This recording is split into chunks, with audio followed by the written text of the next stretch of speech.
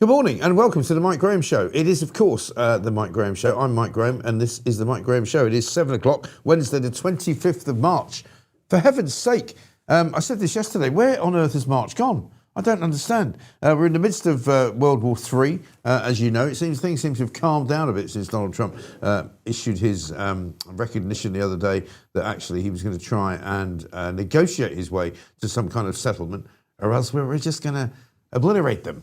You know, the Iranians, of course, still saying, we're not talking to him, we don't know what he's talking about. And, of course, all of the news outlets in this country are going, yeah, well, obviously Donald Trump's lying. Absolutely ridiculous, right? So here's a little selection of what's going on the front pages this morning.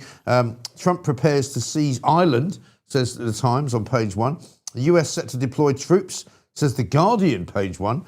US troops gather in the Gulf, according to the I newspaper. There's talk of them going into Carg Island, which sounds like something out of Thunderbirds, doesn't it? Have you seen Carg Island? Yeah, that's where they use the secret kind of, tracking device, which can make ships disappear.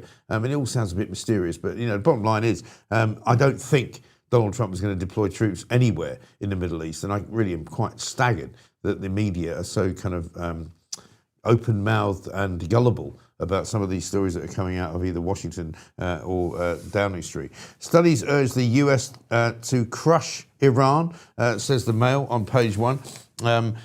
Basically, they're saying that, we should not be putting up with any of this nonsense from Iran, because at the end of the day, they're a bunch of, camel jockeys who really have got more money than sense. Saudis are actually, it says Saudis here, not studies. I mean, it's recorrected itself there.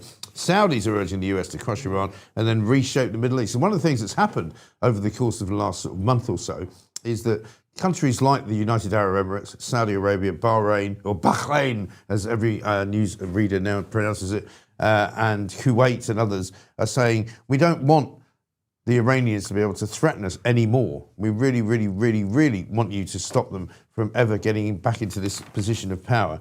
And so who's cashing in from Trump's war is another headline in the Mail. Huge trades on oil and shares made minutes before hopes for peace post.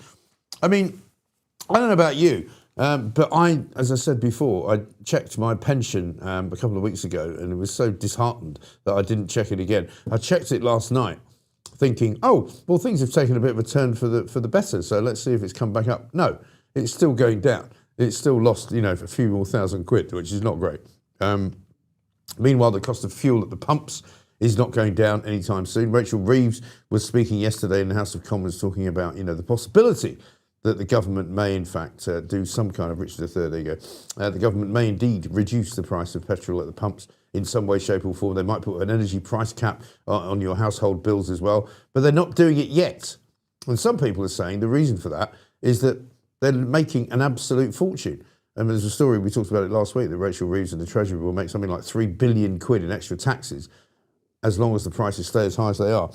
Also, national savings are in chaos, according to this front page story in the Telegraph, and the middle class will foot the bill for the fuel bailout. That's on the front page of the Daily Mail, which is, of course, the usual rules from the Labour Party, who hate the middle class. They want to punish you. They don't like what you think. They don't like what you do. They don't like the fact that you're not on benefits. And so, of course, the bailout will only apply to people on benefits. So if you've got a heating bill which is doubled over the course of the last month or so, and you live in the Shires, and you live in somewhere like, I don't know, Lincolnshire, or you live in the wilds of Yorkshire, the West Riding, or you live in even the wilds of Sussex, and you've got a heating bill which is going through the roof because you have to rely upon heating oil, you will not get any help unless you're on benefits. But if you're on benefits, you'll get more money. What's going on? What is wrong with these people? So we will address all of those issues. We've got a fantastic guest list for you today, loads and loads of people. And we kick things off, of course, this morning with our man who is our favourite barrister. Our most hated barrister, of course, is Keir Starmer. As we saw yesterday, he cannot answer a question. He gets very tetchy. He doesn't even really know the law. His explanation of international law yesterday was absolutely laughable. So Stephen Barrett, who is far more charismatic than him and has much better hair, quite frankly, is here. Stephen, very good morning to you. Good morning, Mike. I mean, can you believe how awful Keir Starmer's appearance was at that select committee yesterday, where he not only lost his temper when he was even slightly, wasn't even goaded really by Bernard Jenkins, and then when he tried to explain why our foreign policy changes literally by the hour, and he tried to kind of explain how international law works, he was just awful. I mean, if you were pitted against him, even in a deposition, you'd be laughing your socks off, wouldn't you? Yes, I don't rate him as a lawyer. I think he's either incompetent or he lies. Yeah. And I think exactly the same of Lord Hermer. And I can't really imagine that I'd ever be, if you told 20-year-old or 25-year-old me that I'd ever be on the media saying something like that about a British Prime Minister, about a fellow barrister even, Yes. certainly about a KC or a brace of KCs and an allegedly noble lord, I wouldn't believe that. I wouldn't believe you. I wouldn't believe that I'd ever be in that position. But they are simply outrageously wrong. Yeah. And this idea, this approach he has, that is micromanaging the war like it's some sort of extensive legal exercise, Right. is just complete tosh. I mean, it's just gibberish. Mike, at the heart of it is the communist hatred of self-help and self-defense. So they, at every single level, and this extends to the war is the height of it, but really at a very basic level, the communists don't want you able to defend yourself. They don't want you to rely on your ancient common law privilege of self-defense. Right. But it's perfectly logical that if you're under threat of attack, you can defend yourself. You don't have to micromanage the scenario. You don't have to jump through these ridiculous hoops and holes, trying to argue that, this is a defensive, I'm blowing you up in a defensive way. I'm not blowing you up in an aggressive, complete and utter tosh. It is. We have to get back to simple, clear rules and stop pretending that either Starmer or Hermer is a competent lawyer, because neither of them is. I wouldn't give them a penny of my own money. Right. And also, it's very clear to me, and I've had, as I've told you before, many dealings with many lawyers over the course of my life for various different things, from renting, office space in New York to getting divorced to, signing up to some other, ridiculous situation. And every single lawyer that I've ever dealt with has been far clearer, far more competent, and far more kind of entertaining in a way than Starmer could ever be. I find it astonishing that he is so bad at communicating, that yesterday when he showed how thin-skinned he was, that he's also clearly unfit for the job that he's doing. He must know in his heart of hearts that he's not capable of doing it. Yeah, and it's interesting that you focus on entertaining, because I'm always, just so your listeners and viewers know, I'm always reading law. I'm always pottering around the law. I'm when I don't have law to read for my job or payment, I'm reading constitutional law and other stuff. So I tucked into a 1972 case yesterday by Lord Denning, and just the sheer level of entertainment, as you say. Now, this is a seriously respected intellectual man. This is a man who got a first in maths, then did a second degree in law and got a first in it, and who rose to become one of our highest judges. This is a serious Master of the Rolls, was he not? Mind. Yeah. Well, he did that very cunningly. He went to the House of Lords, which everybody said was the height of judging. Yeah. And then he said, actually, I technically want a demotion to Master of the Rolls, because that way he could do more cases.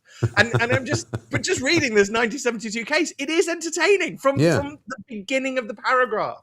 It is interesting. From the beginning of the paragraph, it grabs your attention in a way that modern judges don't, because they are becoming, I'm afraid, a bit more like Hermer, a bit more like Starmer. Yeah. But Starmer and Hermer, let them be the apex of this, because they are the most appallingly boring and incompetent lawyers that we have in the land. And yet they have titles galore. Titles galore. I don't have a knighthood. I don't have a KC. I don't have a peerage. Yet I consider myself, and I can't imagine that I'd ever be saying this, but I am saying this. I consider myself a better lawyer than them. They are rubbish. There's no question about that. I mean, one of my finest hours was when I was working as a reporter in America, and I had to go and cover the Peter O'Toole child custody battle, which was going on between Peter O'Toole and his wife, who were getting divorced.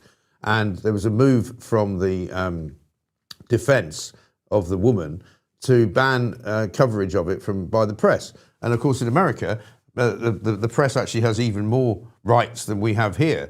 And the judge in the case, it was in New Jersey, sort of what you might call a Crown Court, said, is there anybody here from the press that would like to make their case? And I stood up and I went, yeah, I do. And I was about 25, right? And I said, look, here's the thing. If you allow lawyers to dictate what is said in court and what is then said outside of the court, you will find that they will leak things to their friends, they will leak things to the media that they like, and they will not leak things to the media they don't like. And I said, surely the most appropriate response to this is to allow the court to be open, to allow freedom of speech, and to allow reporters like me to report on the events that have happened in the court. And if I get them wrong, you can sanction me. And I'm so proud of myself because the judge said, that is the greatest argument I've heard ever for the free press. I think it's a brilliant argument, and I think you're absolutely right. However, on this occasion, I'm going to deny you access. Would you please get out? But it was brilliant. You know, it was a great day for sort of, you know, arguments to be made, cases to be sought, and that's what the law should be about. Whereas people like Starmer and Hermer, all they want to do is shut you down. How dare you ask me that question? You know, how dare you, be timorous enough to kind of question my judgment? And he clearly lost the plot when he was challenged. Yeah, that was narcissistic rage for your listeners and viewers. That's what we all witnessed. Or if it was a young child, you'd call it a temper tantrum. He didn't like the fact that we are completely defenseless, and that he has left us completely defenseless, and that he promised to make us war ready, and he's completely failed in his promise. So let's just focus on that. That's a key thing to remember. Yes. But yeah, on the law, all they want to do is to use the law to scare you and push you away, to silence you so you don't dare question them. It's how dare you, you know, it is that Catherine Tate sketch of how very dare you. You know, how dare you even question me? How dare you get involved? But the simple fact is, Mike, as you demonstrated at the age of 25, law is for everybody. It has to be for everybody. Of course, lawyers have a role. I'm not denying or decrying lawyers. I am one, for goodness sake. But it is ultimately a full participation sport. You know, this is it's all of us and how all of our lives are governed. And you can't just sort of outsource that to experts, because you'll end up with people like Starmer and Hermer claiming that they are the experts and then telling you things that are complete and utter tosh. And the more interesting thing than his narcissistic rage was his attempt at explaining to the lady MP, and forgive me, I'm being rude now because I don't know her name and I can't remember who she was, but he tried to explain his ridiculous position on international law, and it was just complete gibberish. It was just nonsense on stilts, Mike. And to a judge, I wouldn't have to say anything more. People, I think, imagine, and my courts are very polite, and we don't get hyperbolic, and we're not overly dramatic. But I honestly, so all I'd have to say to one of my judges would be something like, "My lord, do you really need me to address that point?" And then the judge would say, "No," and then we'd move on, because it's just, also, some things are just rubbish. Yes, because all intelligent barristers and creative barristers, because I think it is a creative art actually to plead in a court of law. There is something quite creative about how you do it. You seek the law out to find reasons why you can do things, right? What Starmer, it seems to me, does is he seeks the law out to find reasons not to do things, so that, you know, you are prohibited from doing that because the law says you can't do it. And it's like, well, actually, that's BS. Sorry. Yeah, it is. And he that's his conception of our country. He wants us to be, and we're not this society, by the way, just so everybody knows. He hasn't won. He hasn't got his communist utopia. But in his mind will be a beautiful world in which you can't do anything unless you have official permission. Yes. You can't get out of bed unless you've got a permit to do so. And that's the world that he wants to believe that we live in. As far as I can tell, he genuinely seems to believe we do live in this world. When we were inside the EU, we were getting closer to being that world, but we are not that world. And outside the EU, our constitution has snapped back. Anything that's not illegal is lawful. So, you know, knock yourselves out, people. Enjoy yourselves. You don't need specific permissions to do things. You have permission to do anything that isn't banned. That's our system. That's how our country operates. That's how England operated in the first instance. Then that's how Britain operates, and in the latter instances. And now that we are the United Kingdom of Great Britain and Northern Ireland, that's how the United Kingdom of Great Britain and Northern Ireland operates. You are free to do stuff unless it is illegal. Yes. That is how we work. We do not live in Starmer land where you need a special permit to wash your hair. Indeed. Although, of course, there are one or two exceptions, notably made by members of Keir Starmer's inner circle. For example, I take out of the air, I pluck it from there, and I go, what about Morgan McSweeney's phone? Who apparently, he's the only man in Christendom, and possibly beyond, who does not back up his phone, who is allowed apparently to have a burner phone, despite the fact that he's at the centre of government, and that when the Metropolitan Police were told that his phone had been stolen, they were so unimpressed that they didn't actually bother to interview him, and they didn't actually bother to locate the phone or wonder who might have taken his phone at a point at which the government's secrets could have been laid bare to anyone from Russia to North Korea. This story, to me, sums up the absolute paucity of credibility in this government, doesn't it? They're lying, Mike. That's what they're doing. As ever, I'm bored. I'm just too bored.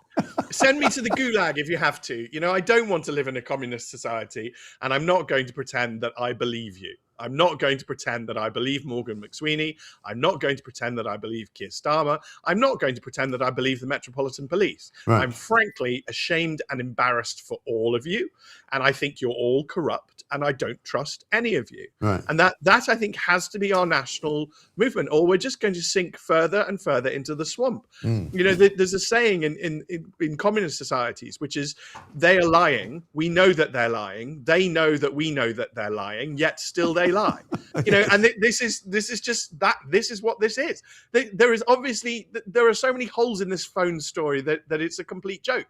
The only people who need to be embarrassed by the phone story is anybody who believes it. Stop believing it. Don't believe them. They're obviously lying. There are obviously things in the messages between McSweeney and Mandelson which would cause any prime minister to have to resign. Keir Starmer obviously has to resign, and they're just lying. That's it. I retain my dignity and self-respect as an Englishman, as a British person, and I refuse to not say you're a liar. You are a liar. That's what you are. If they want to sue me, Mike, they can sue me, but they won't get very far because this is just absolutely outrageous behaviour. Well, we used to say in Fleet Street, I look forward to you proving in court that you're not a liar. Please come at me, because I will take you all the way through the process. And when I put you on the stand and you are quizzed by somebody who is a capable barrister, you will look like a complete and utter numpty, and you will be proven to have been so. Now, have a look at this. This is Steve Reed talking at the weekend about the McSweeney phone scenario. And Steve Reed, who, as I've said before, used to run Lambeth Council, ran it into the ground, bankrupted the place, couldn't actually organise a bin collection, and yet is put out there to speak on behalf of the government on all sorts of things, from defence policy to internal trauma. Have a look at this, Steve Reed. Morgan McSweeney's phone has disappeared with many of his messages to Lord Mandelson on it, and no backup exists. Well, you do understand why many people will find that very convenient?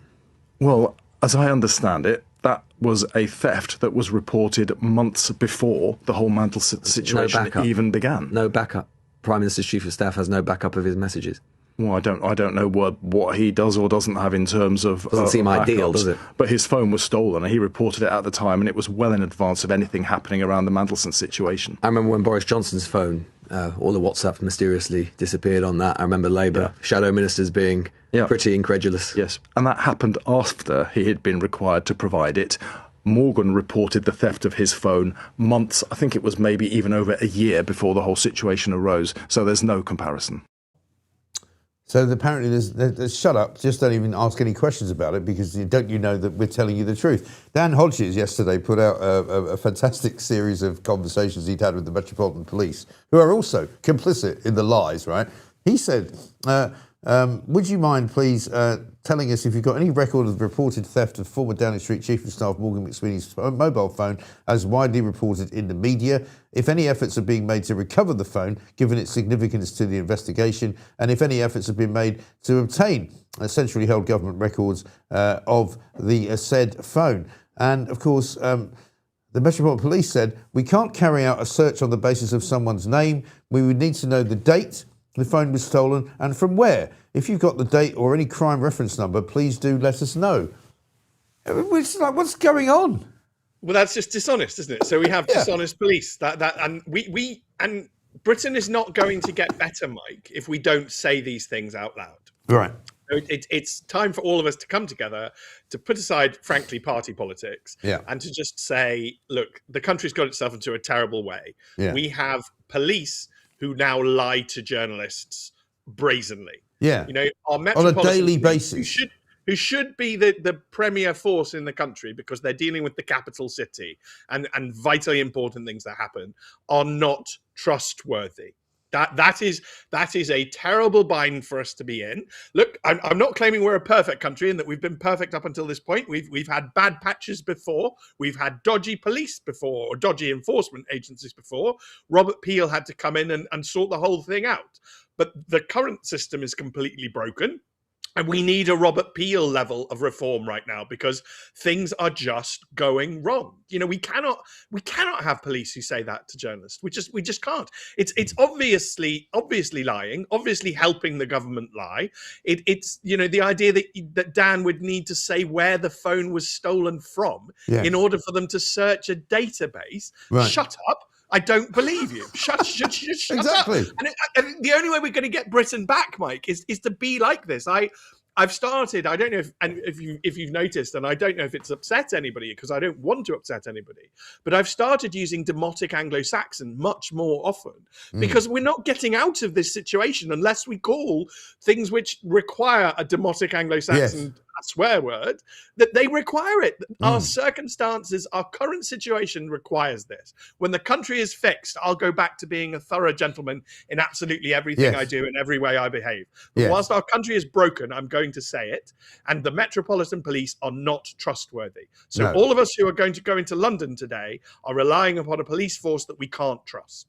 Yeah, and that is the bottom line. And that is actually a very, very true thing that you've just said, which is actually really quite scary and worrying, because our democracy is under threat. And those who would supposedly protect us in the democracy are actually in complicit, hellholes with those who would try and deny us democracy. I mean, I made a joke the other day about Lindsay Hoyle. You know, he goes around the world spreading democracy. Everywhere there's a beach club, whether it be a Westin hotel or a Four Seasons or, a sort of a Ritz-Carlton. But he's denying it here.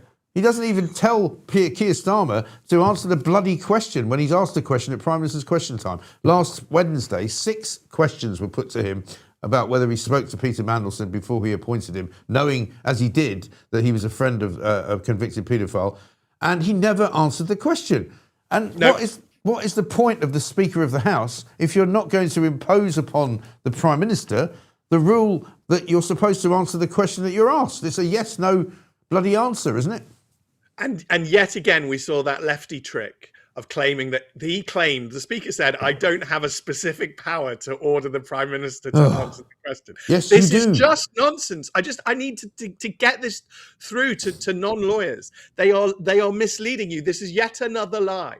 They don't need specific powers. He is the Speaker of the House of Commons. He can order the Prime Minister to answer the question. Yeah. He can hold the Prime Minister there. He will not let the Prime Minister leave the dispatch box until he's answered the question. He has powers. Yes. They just pretend they have this performative weakness. The Metropolitan Police Commissioner did this over the hate marches. I don't have the specific power to ban them, yet along come UKIP and they want to have a march and all of a sudden they can be banned. Yes. I mean, it's just complete tosh. They are lying to the people.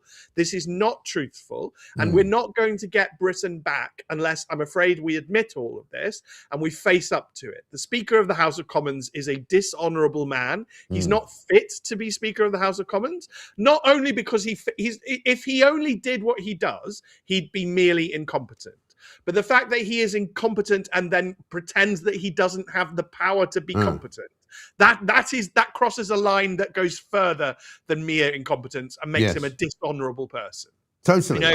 This is a rotten parliament. That's what we have to admit and face up to. Yeah. Well, not only a rotten parliament, but a rotten system, it seems to me, that it's rotted from the head down. And it's been going on since Tony Blair was Prime Minister, I think. And as much as it pains me to say it, because John Major was not exactly a brilliant Prime Minister, but actually John Major was quite pure in terms of how he ran the country compared to what we've got now, because the rot set in when Tony Blair decided to kind of, bring in the kind of consultants, if you like, to politics and say, how do we run this better? How do we keep the people out? How do we convince them that they're actually getting more when we're giving them less? For example, my favourite example of it is the Freedom of Information Act, right, where Tony Blair convinced everyone that we're going to be more open, we're going to be more transparent, we're going to allow you to ask us questions about what we're doing.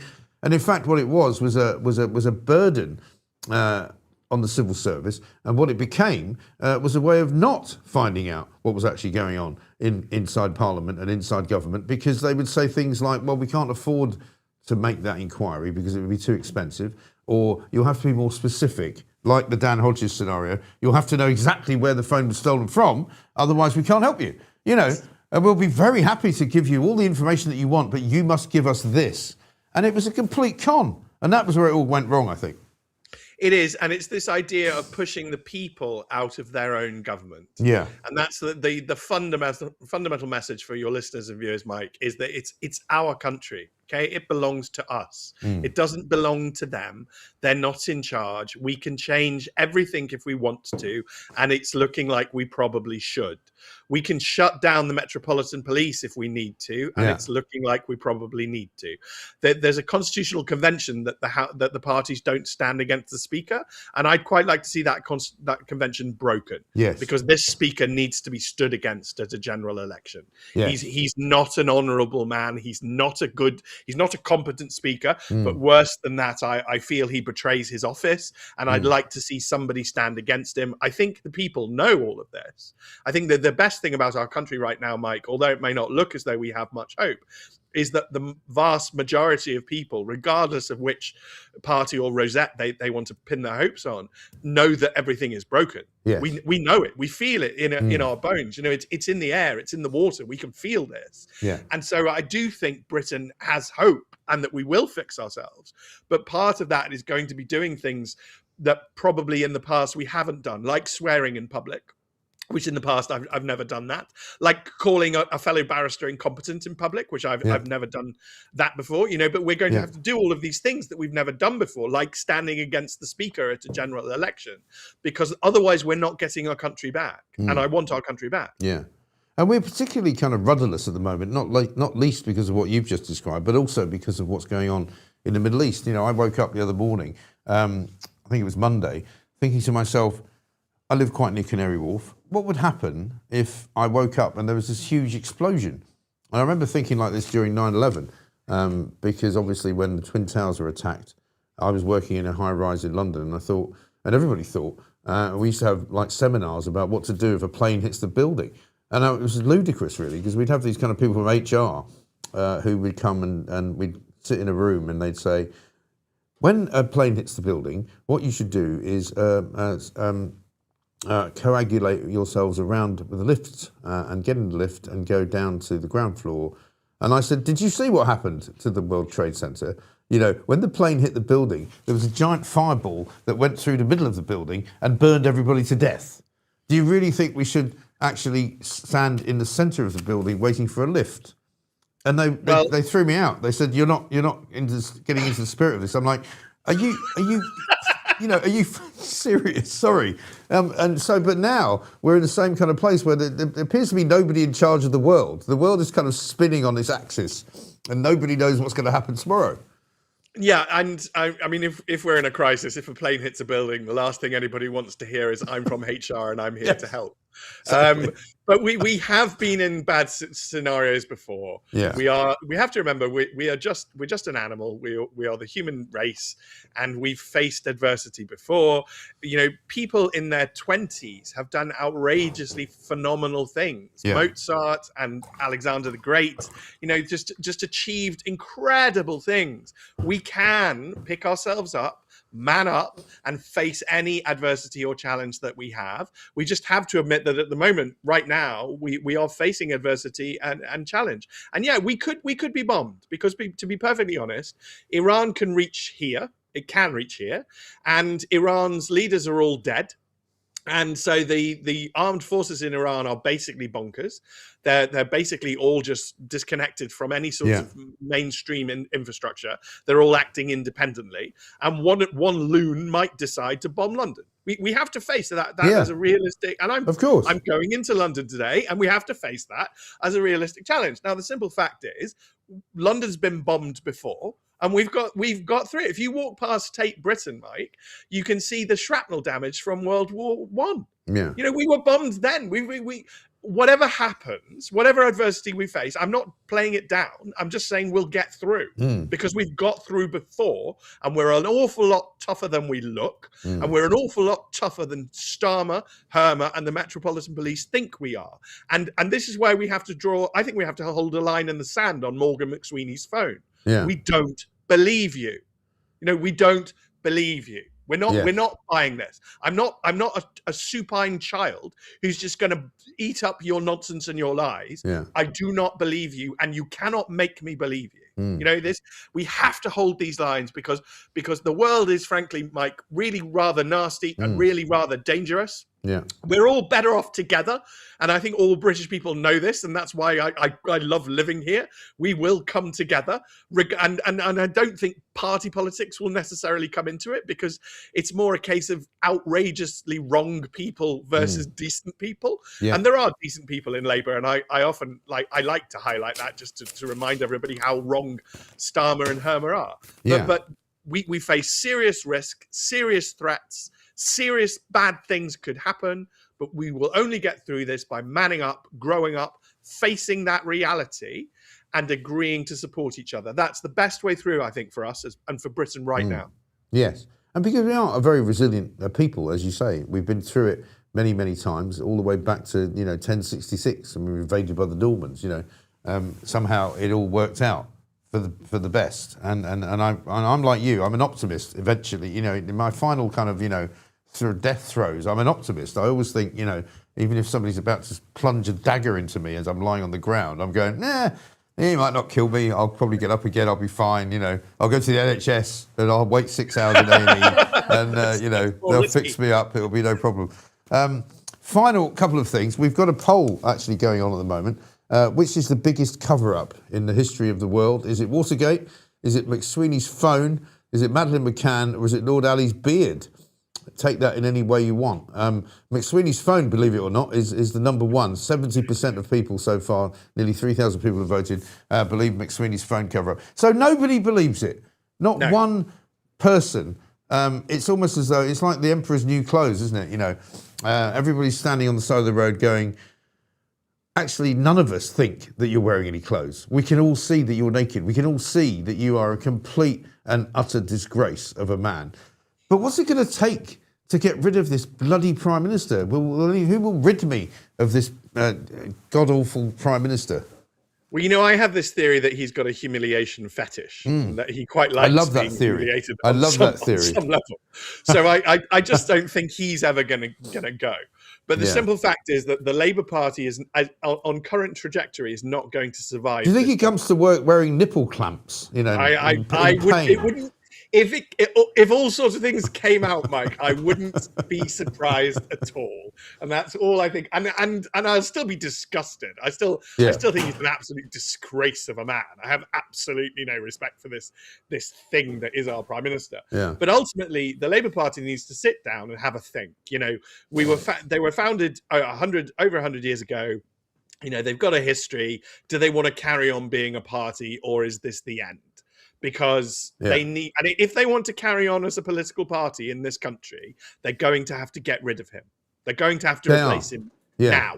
And they're going to have to need reinvent themselves as a party which can be believed, which can be, credible, good and which people will have faith in. Yeah, and that's the first past the post system. That's what it does. No political party is allowed to exist forever.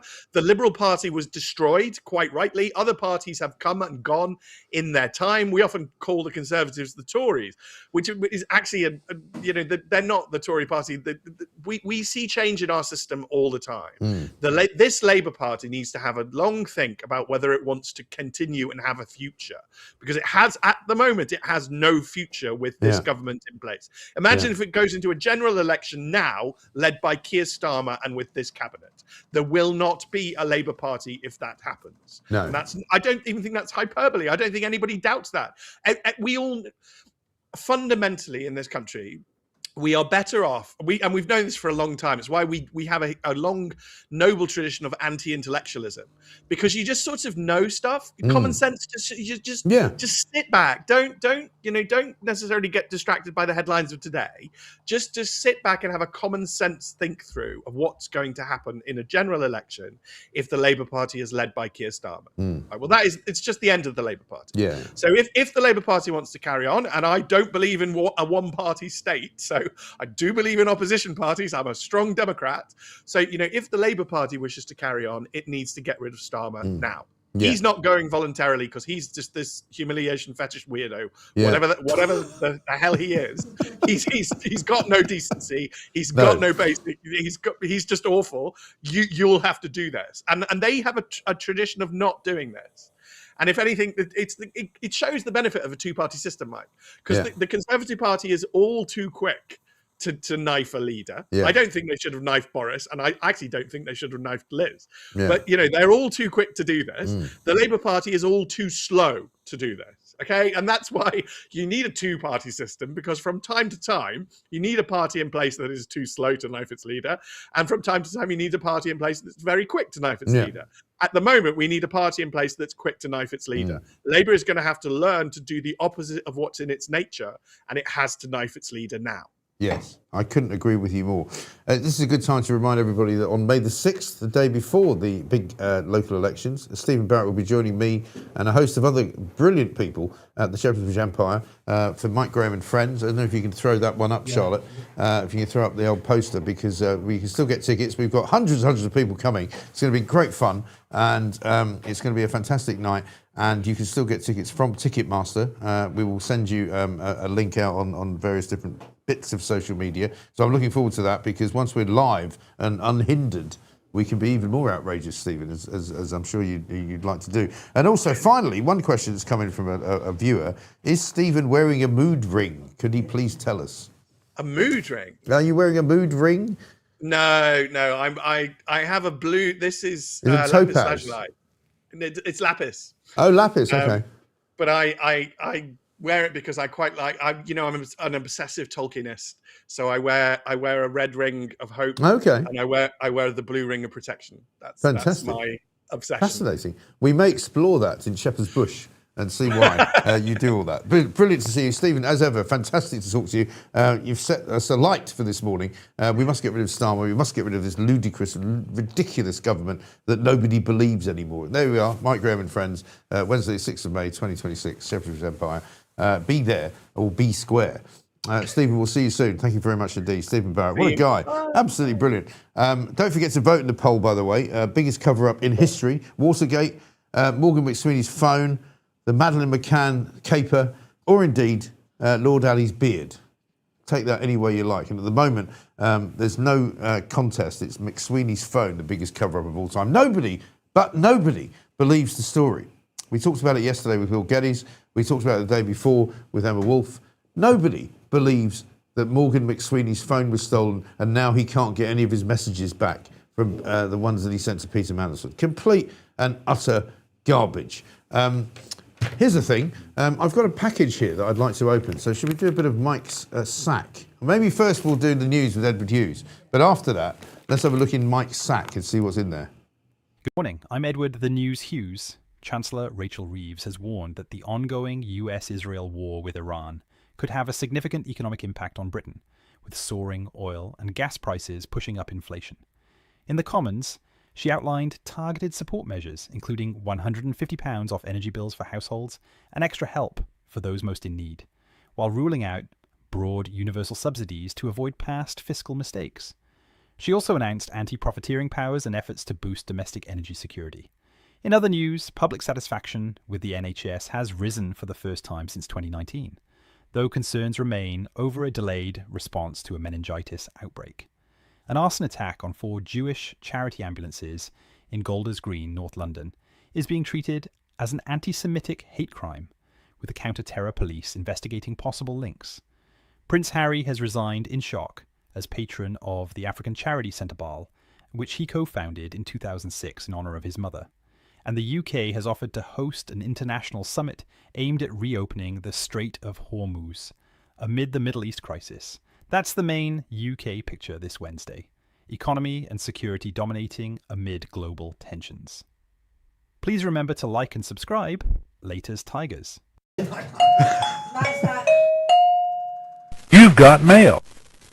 Now listen, thank you to all of you who have sent some amazing things and gifts in. I've got this, which has come in, and it's a jiffy bag, and there's a tie. Oh look, it's got a skull and crossbones on it, like a pirate tie. Brilliant. That's nice. I like that. That's a bit rock and roll. That's a sort of Motorhead tie. Also inside here is a note in which it says, from Shona in Scotland, "Dear Mike, Pooch and Charlotte, I think the herons might be missing some fish. So here's a furry fish, as I thought sending a stinking fish through the post was even beyond even Kelvin's capers and even Earl Donald. Pirates are fun, so enjoy a pirate tie with cufflinks. Get Marilyn on more. Often she had me laughing." Marilyn Hawes is coming on to do Plonk of the Week on Friday. And you'll be seeing her also on the show, I think, on Friday as well. And yeah, so that's going to be great. So look at this. This is why she sent a fish. She sent a fish to be fed to the herons. It's like a stingray, this. It's great, isn't it? That's what I call imagination, because loads of people send heron-related stuff, but here's a fish for the herons. Brilliant. And I think she said cufflinks as well. I don't see any cufflinks in there. Maybe they're in here. Oh, yeah, they are. The cufflinks are in there. Oh, cool. So I get skull and crossbones cufflinks as well. Fantastic. Which is really nice. Pooch is here. He's also... Let them know Charlotte's producing today. Charlotte's producing today, yeah. She's in town. Pooch is sort of overseeing things and also masterminding our future, which is slightly worrying. And he's taken a couple of days away. Hope you enjoy the gift. 2 dancing herons, Paul and Liz, the Norfolk fan club, your friend. Thank you very much indeed. Look at this. Wow. So there's a massive painting of herons, right? Which is that. Which is lovely. Thank you. And a notebook, which has also got herons on it. You're going to have to, I don't know where you put this. Where do you think you can put that? My house in France. Yeah, Pooch might put it up in his house in France. The notebook. Oh, it's actually got nothing in it. I like that. That's nice. I like that a lot because I can actually write in that. Fantastic. Thank you, guys. So that's a really, really, really successful little Mike's mailbag there. So that's Paul and Liz. Paul and Liz, thank you very much indeed. And also thank you for the fish from our other friend, Shona, right, in Scotland. I like that a lot. I really do. It's all soft and fuzzy as well. Maybe I'll just stroke it like a Bond villain. And we can get rid of that. A couple of super chats, says Charlotte. Let's get them. Let's go.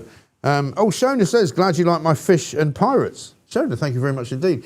And one here from Shona saying, "Liars lying for liars." Yeah, isn't it disgraceful? Some of the lies coming out of this government are just absolutely ridiculous. One from Simon, a smiling face with horns. Thanks, Simon. Top man. Super sticker, he says. Smiling face with horns. Yeah, what can you say? Now, we've got lots of other things to do. We've got a great guest list today. We've got so many really, really good people coming on. The next guest we've got is Chris Rose, of course, commentator, man about town. Chris, very good morning to you, sir. Good morning. Good morning. Good to see you. I want to start with actually a tweet that I noticed that you sent out the other day. I think it was of yesterday maybe, in which you said, as a black man living in the UK, you have never been subjected to the kind of horrible ghastly kind of discrimination that Jewish people are now facing in this country, not least because of what we saw the other night in Golders Green when 4 ambulances were set on fire. It's a terrible state of affairs, isn't it? It really is, because, as a black person, I've never experienced such, threats or things to myself, oh, if I go to this event, will I be safe? Will people target me because of my colour of my skin? But with Jewish people, we're seeing that. We're seeing Jewish parents having to tell their kids that they need to avoid certain areas or make sure they come home by this time, not to hang around too much, or not to even make themselves look too distinctively Jewish, because someone might target them over something that's to do with the Israel and Gaza-Palestine conflict. And I think it's absolutely disgusting. What makes it even worse is the gaslighting from institutions such as the police, the Labour MPs, liberals as well. I mean, we've seen quite a fair few liberals go down this road where they flirt with conspiracy theories, saying that it was a false flag in the Golders Green attack. Now, if something like that happened to a black person, let's say that like the Stephen Lawrence case, they wouldn't dare say, oh, your black people did it to themselves. It's just to get some attention. Yeah, right. With Jewish people, like some kind of false flag scenario, right? Yeah, and I think it's absolutely disgusting. I mean, no way would they ever do this to black people. So it's like Jewish people are having it from both ends. They've got the liberals, the Islamists, the government, and the police, who really aren't on their side overall. So they're having to rely on, good people like us to defend them. And I think there needs to be more people being more vocal about it, because, as I said, like the racism they're experiencing is probably on par with something that probably my grandparents experienced in the 1950s. Yeah, that's how bad it is. I've not experienced what they're experiencing, so that's why I'm very vocal about it. Yeah, I mean, I grew up not very far from Golders Green, literally a mile away, and I used to have a lot of Jewish friends. North London was kind of one of those areas where there were quite a lot of Jewish people. I went to a Catholic school, believe it or not, and until I was about 17, I didn't even know there were people who weren't Catholic, because you sort of didn't really meet anyone who wasn't Catholic. And then I went to New York, and I lived in New York for 10 years, and I considered myself almost like an honorary Jewish person, because New York was a very sort of Jewish town.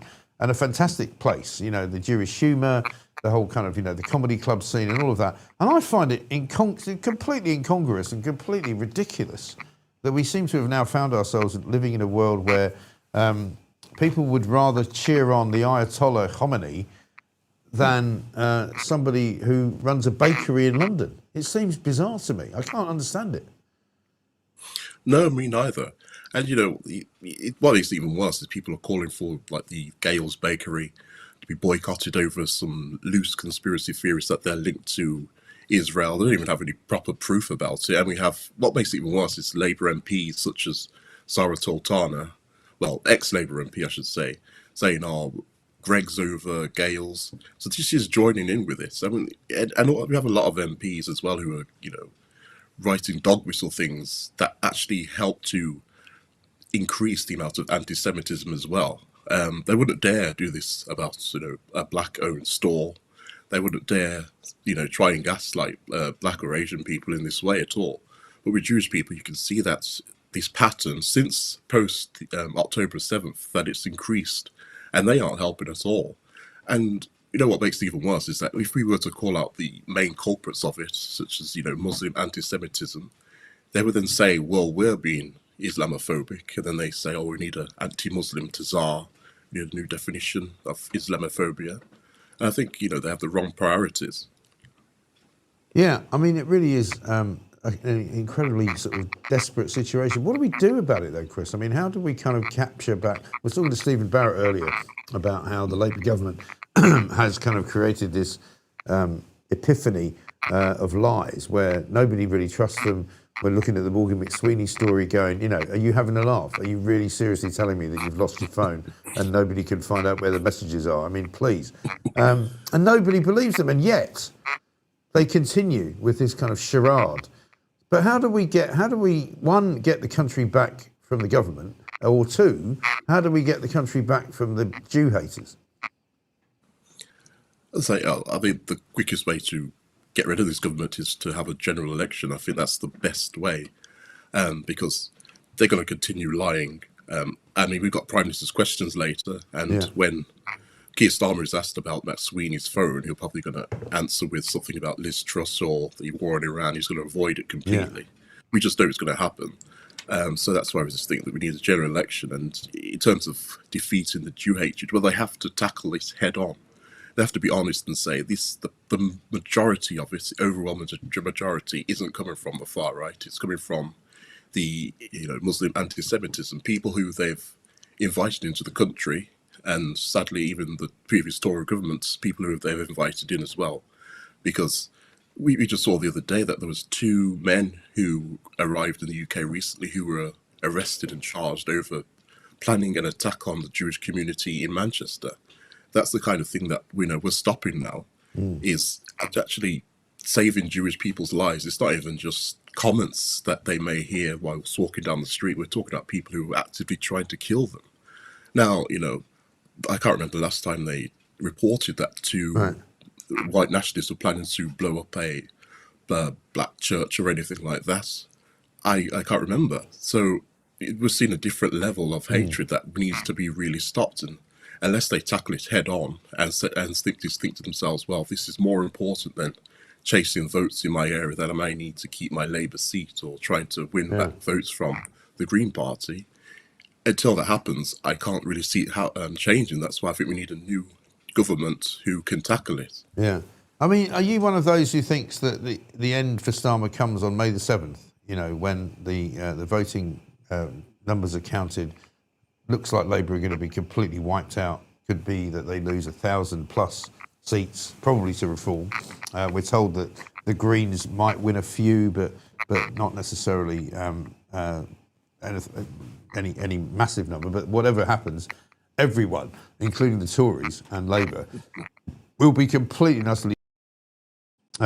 Surely that is the time when Starmer leaves. But then what happens? Who gets in charge? Yeah, I absolutely think that after May the 7th, he's a goner. It looks like the Greens will do well in areas like London, but not much elsewhere. And then Reform will do better across the board. The Lib Dems will have a very meh night. I think they won't do as well as they previously do because Ed Davey's such a clown that no one takes him seriously.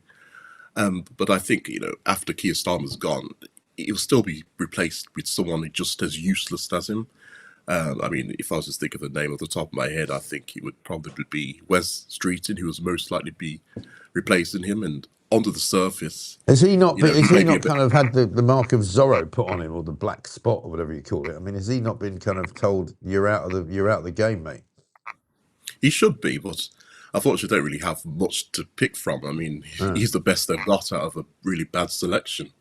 So I think they will go with him. I think they regret not giving the Andy Burnham the candidacy in the by-election of the day, because if he was an MP, they would have him to choose from. And looking at the polling, he'd bring Labour up a fair bit, enough for them to think, oh, we're back in the game. But if they're with anybody else, they're just going to remain as they are in polling. They're not really going to get much of a Labour bounce because they're all, in a way, smeared. Well, not smeared, but they're all contaminated with the Labour government so far, and none of them actually look really good. Yeah, I know. It is really, really depressing. One final one for you, and this is slightly off the calendar, if you like. Story in the papers today in the Times. Only 26% of people are now satisfied with the way the NHS works and satisfied with the way the NHS is doing business. They claim that that's a big step in the right direction because it used to be 21%. But I mean, it's seriously bad, isn't it? I had a story told to me the other day of a woman who said, I was trying to get my mother an appointment at the GP's because she's 81 years of age. She doesn't really understand, how to do things online. She's not really able to make a phone call at 8:30 in the morning. She sat on the phone for something like half an hour, only to be told at the end of half an hour waiting, tell her to ring back in the morning. And you're like, how difficult is it to get a doctor to see an elderly woman who's, by the way, had cancer and who is not feeling very well, and yet they don't seem to care? No, they don't. I mean, the entire thing is completely dysfunctional. We've been told that it's not fit for purpose. I recognised it wasn't fit for purpose like a decade ago, but nothing has really changed or anything. We just seem to be ploughing more money into it, but not really thinking, what if we get rid of this government department or this other department, where we could save cost or run it more efficiently? And no one's thinking about that, because whenever proposes to fix the NHS, we're greeted with these smears of, you want to privatize it, we want a US healthcare. And it's like, those aren't the two healthcares in the world. We have lots of European models we can go down and learn much from, because they run a lot better than both the US and ours. So, if until we get that mindset with the public, not much will really change with the NHS, sadly. And I recommend to people, if they could go private, then do it. If they have the money for it, absolutely go private, because it's much better. It will take strain off the NHS, and they could possibly save their lives as well. No, indeed. Chris, great to talk to you. Thank you very much indeed. Chris Rose giving us his view on the state of play here in the UK, not just with the government, but with the NHS. I'm told there's a lot of quacking going on. People are complaining about the quacking, but I'm still hearing it now, and he's not there anymore. I mean, what do you call a duck that quacks? Has it stopped now? Yeah.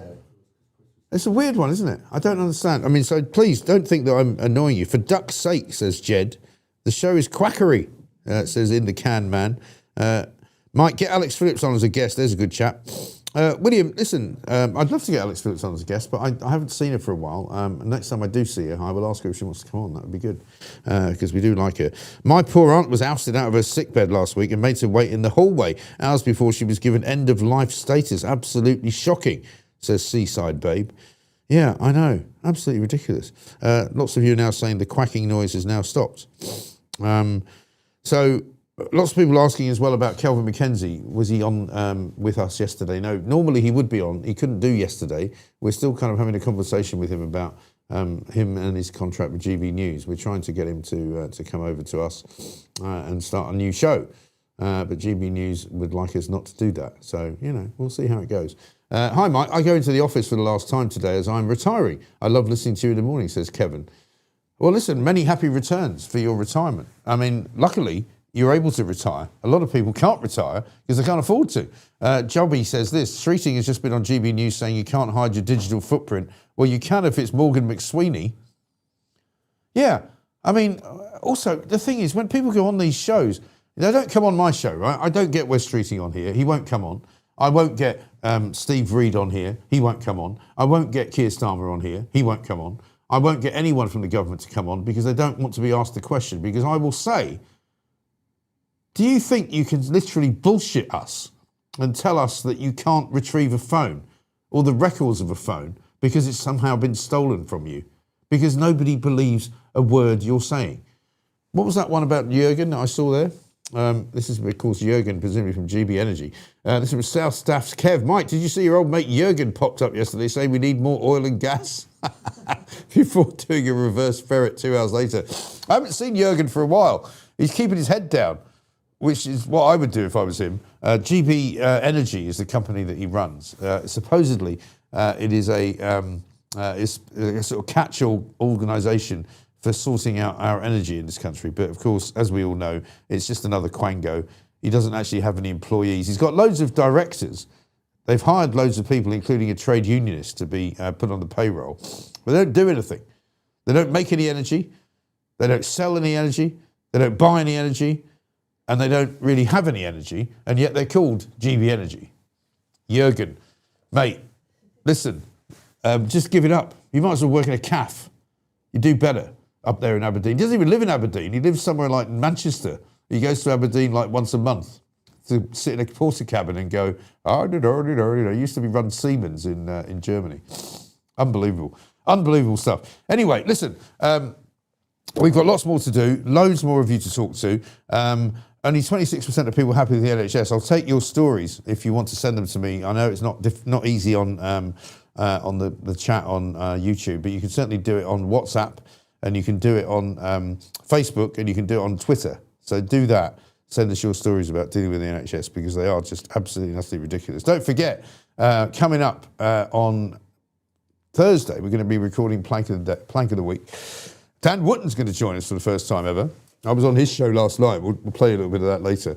Right now, though, We're going to talk to our next guest, who's going to tell us all about what's happening in the Middle East and what's happening around, particularly the drone strikes and the general bombing of Israel. Because in all of this madness that we're dealing with right now in the Straits of Hormuz, and people saying in Dubai it's really terrible, there are drones coming in all the time and they're shooting them down. Saudi, the same. People not really talking much about Israel. So we're going to talk to Ariel Whitman, who's a podcast host, of course, Mr. Controversial, as we called him last time. Ariel, good morning to you, sir.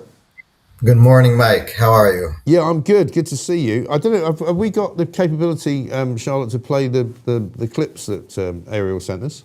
Yeah. We have? All right, let's do one of those first before we go on.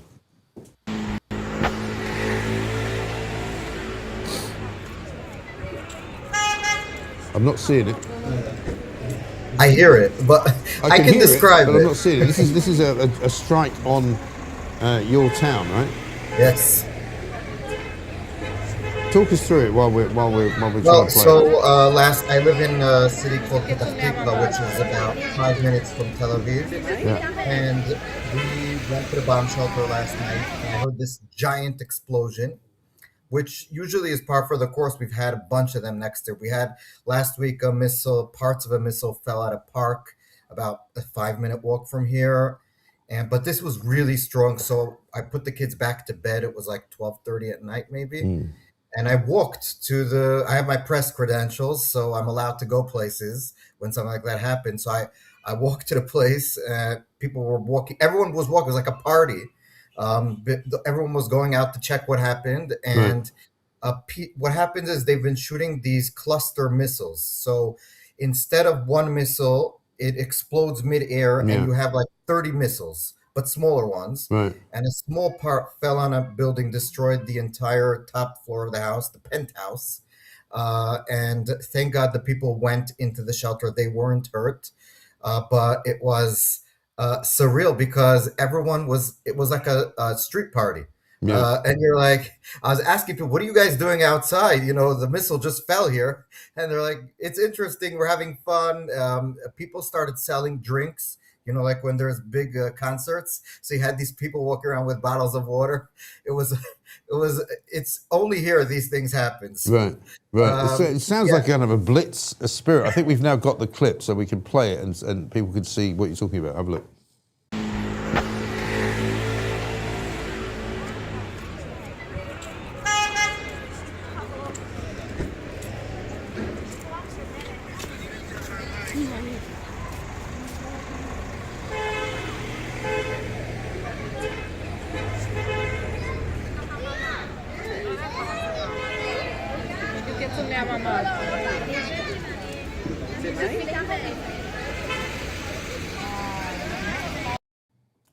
So as you can see, there are people out and about kind of trying to figure out what's going on in the neighborhood. I mean, how often are you now sort of having to rush down into shelters and things? Is it every day, every night?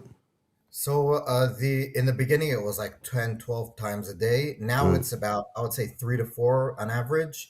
Yesterday, the IDF spokesperson said that on average, Israel gets about 9 sirens a day in the last 2 weeks from Iran. So take that over a country that's not that big, but not all of them land around where I am. So about 3 to 4 a day here. The thing is that because of these cluster missiles, they can't predict where the missile is going to go because there's so many pieces. Right. So they put sirens wherever, and you're getting sirens. You don't hear anything because it's not in your area. It's just a sort of a precaution. And I think more people actually die and get hurt running to the shelters, older people falling and stuff like that. So I've complained to the army and said, like, it's more dangerous, the sirens themselves, than the actual missiles sometimes. Yeah. So for elderly people with pre-existing conditions, running with bad hips, bad legs, people have fallen downstairs. So I think that's a problem that they haven't addressed yet. But people up north are being extremely hit by Hezbollah. Yesterday, Hezbollah shot about 35 rockets overnight. They've killed a guy in his car who got hit. So I would suggest if you're here, get out of your car and lay down on the floor, covering your head. That's the best way to do it, not just sitting in your car and waiting for things to get over with. But I just wanted to say, about that is that people here are very happy. It's a weird situation where you're going down to the bomb shelters, people are playing music, picnics. I went yesterday to Tel Aviv with my kids because there's no school here because of the war, and it's traffic is full on.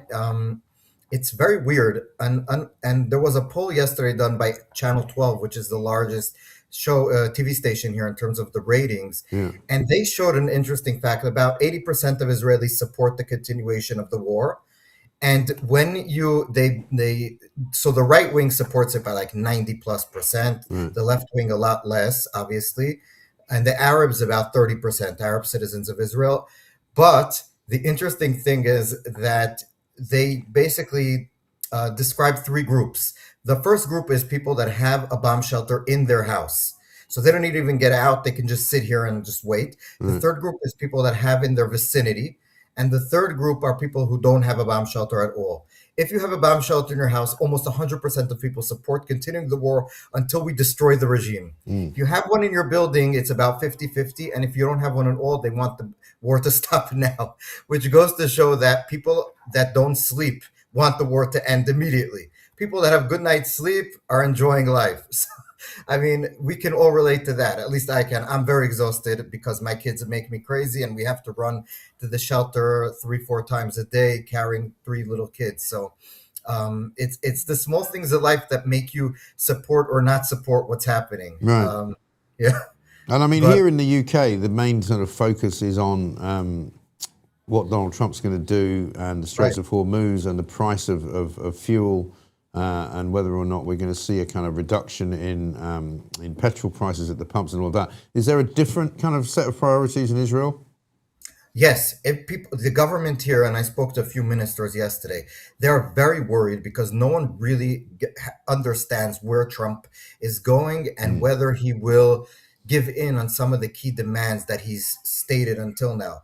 Whether the oil price is going up will force his hand politically, and therefore he'll give up some of the points that Israel thinks are critical. For example, certain parts of the nuclear program, the ballistic missile program, which for Israel is even sometimes more important than the actual nuclear, because if you have so many missiles and they hit you all at once, they can be more damaging than even a small nuclear device. So that's one of the things that we're very worried here, because no one is really able to discern what Trump says. We know Israel knew that he was talking with them. They did not know and still don't know the content of the talks. So there is a very deep underlying, worrisome about what's happening. Trump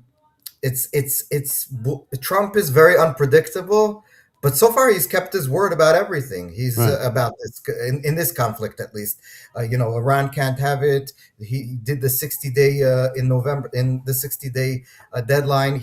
Exactly at the 60th day, they didn't come to the table. He attacked.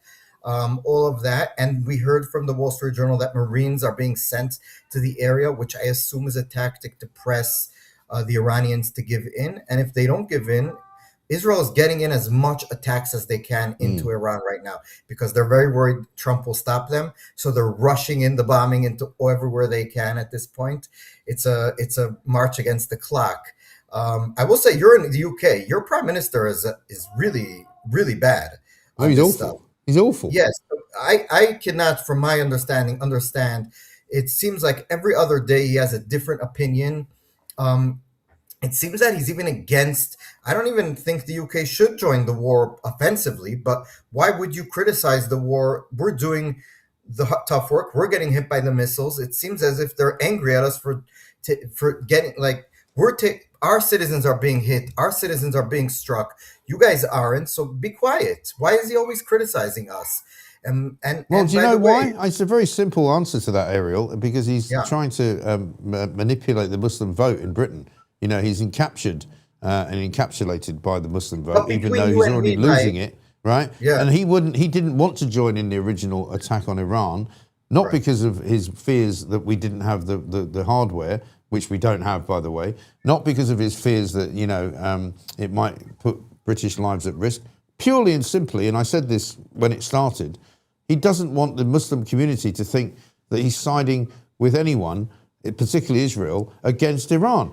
And that's where we are now. But Mike, why would the Muslim community in the UK be against destroying a regime that has planned attacks in the UK Well, numerous times. I can tell you why, because they hate Israel, and that's also where we are. Right. Yeah. And it's horrible. I can't believe that I'm living in a country where people actually think like that. You know, I put out a tweet at the weekend because Starmer issued a sort of happy Eid Mubarak to all Muslims around the world, you know, who are celebrating, you know, the end of Ramadan, blah, blah, blah, blah. And I said, they're actually firing missiles at us, right?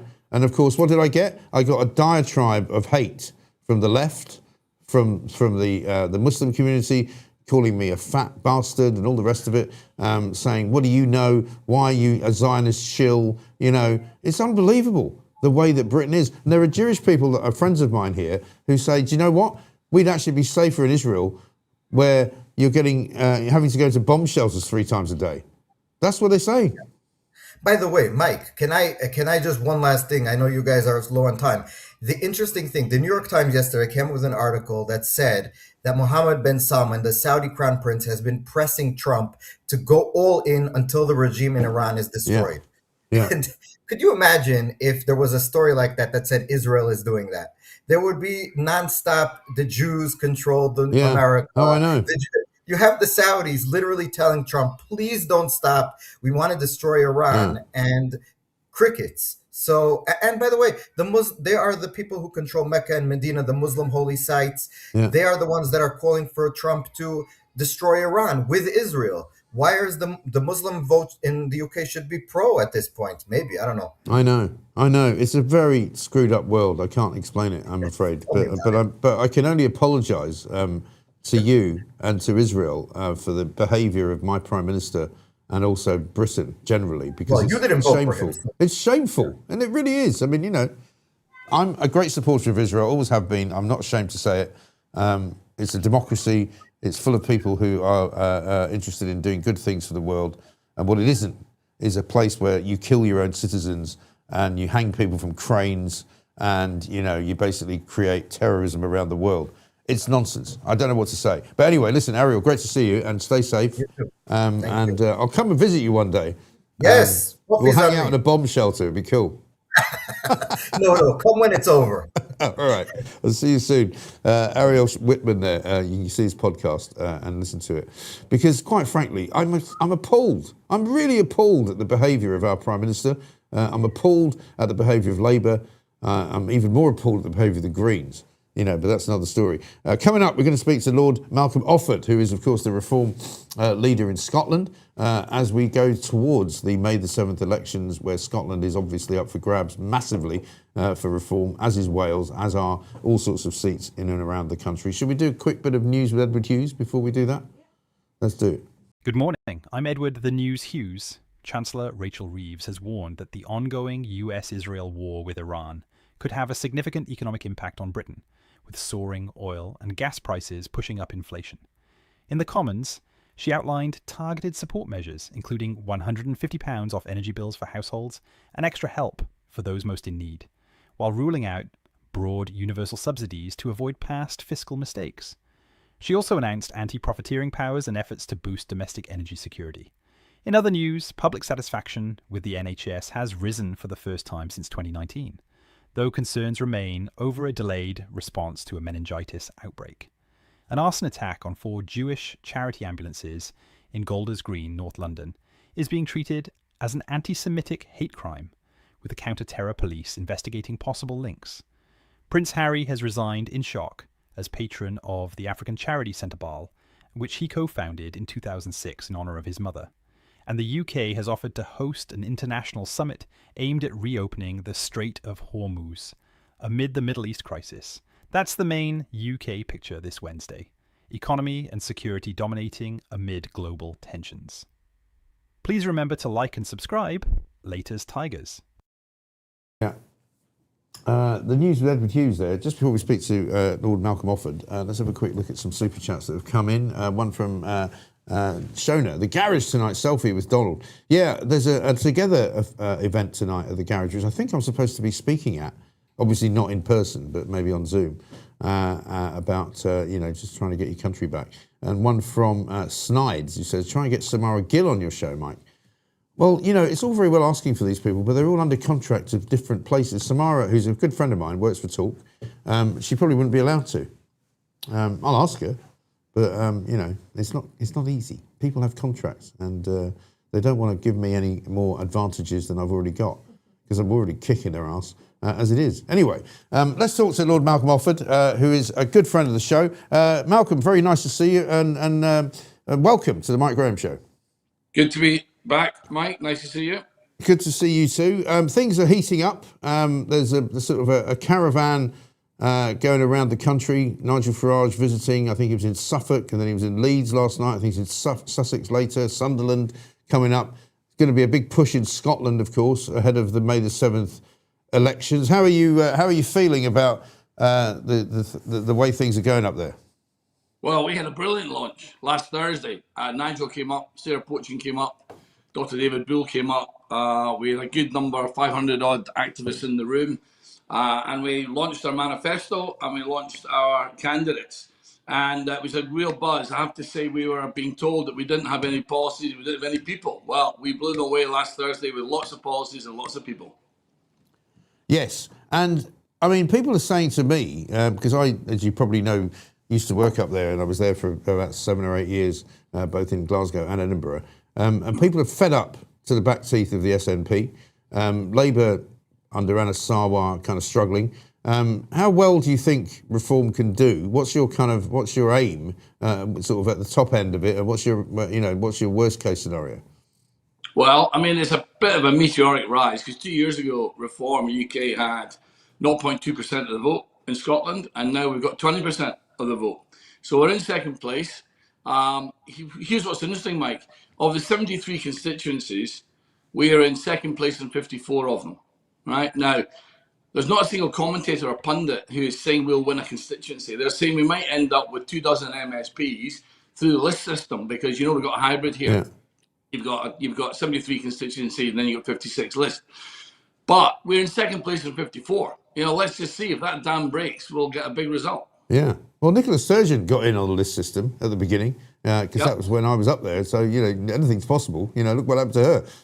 You know, both on the up and on the down. But the other thing is that most commentators have underestimated reform for a very long time. And it seems to me that in England, they've suddenly realised, actually, we can't do that anymore. But maybe you're still at that early stage in Scotland where the commentators are kind of not quite ready to embrace you, as it were, because they kind of don't like to think of reform as a popular party. But you are. Well, I have to tell you, the mainstream media are not in favour of Reform UK coming to Scotland, but the people are. There's a big movement here of what you call ordinary, decent, hard-working Scots who want what Reform have to offer. And frankly, what we're up against here is a cosy consensus. I mean, the media have got their own little media tower in Hollywood, and they do their thing with the incumbent parties, and it's all quite pally and chummy, isn't it? And we're the insurgents, and, you know, no one likes insurgents coming into the camp, right? No, quite. But of course, and you're also affected in a way by the kind of the toxicity of this Labour government, I assume. I mean, Anas Sarwar has already called for Keir Starmer to go. I mean, he can't really walk that one back, you know, so he has to set himself out as a separate entity from Westminster. But I mean, I've got to ask you, because of the ludicrous nature of the story, Morgan McSweeney and his phone, the idea that he's lost his phone and nobody can retrieve it and nobody can find out what the messages are. I mean, well, you're laughing because, of course, that's what everybody's doing. You're just going, how on earth are they getting away with this rubbish? What's that moment of panic when you lose your phone, Mike? You know, you're like, oh my God, it's like you just had your left arm cut off, right? You don't just forget if you lost your phone. No, and you also don't have a problem retrieving the information that was on the phone when you get a new phone. Only Morgan McSweeney apparently doesn't know how to do that. Look, the public can see right through this. What's interesting about our candidates is that 80% of our 73 candidates, 80% of them have not been politicians before, right?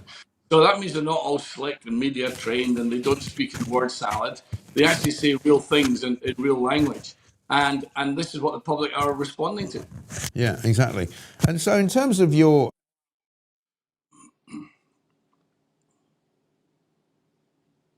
I've lost your sound there, Mike.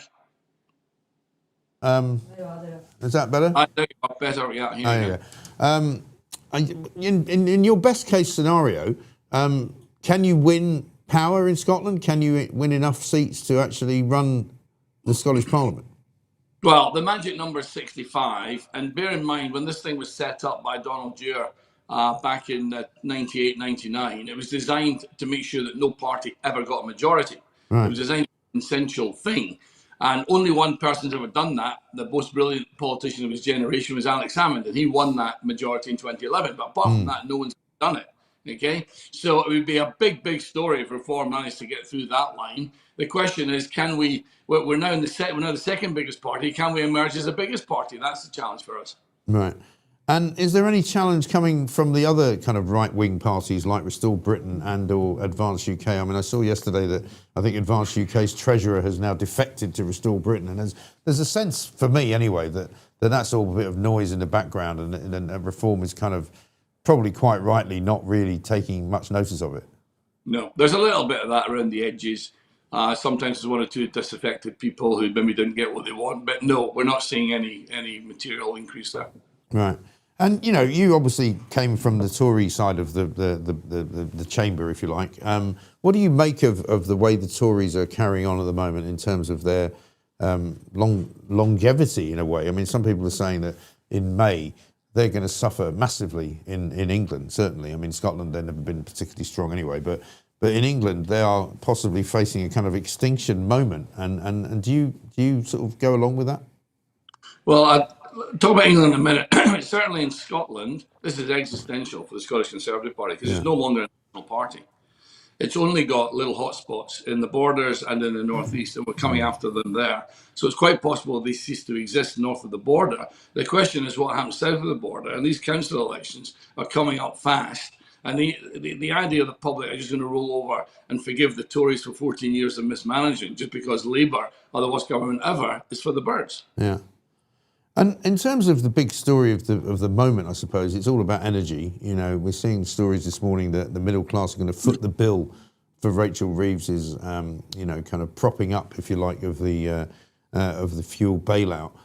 Benefits, people on benefits are going to get money, but nobody else is really. What are people in Scotland saying about the North Sea, exploration, net zero, and Ed Miliband's kind of craziness about not exploiting our own resources? Scots are absolutely fed up with us now. In fact, getting quite militant about it. You know, we've got 8% of the population in the UK and 33% of the geography, and we always try and punch above our weight in the UK. On energy, we've always done about 20% of UK energy, and yet we're shutting down the North Sea oil and gas, which is a world-class industry. Get this one, Mike. We're importing 70% of our gas from Norwegian oil fields over the fence from our own ones that we've shut down. Right? Even the Norwegian energy minister says that's daft, right?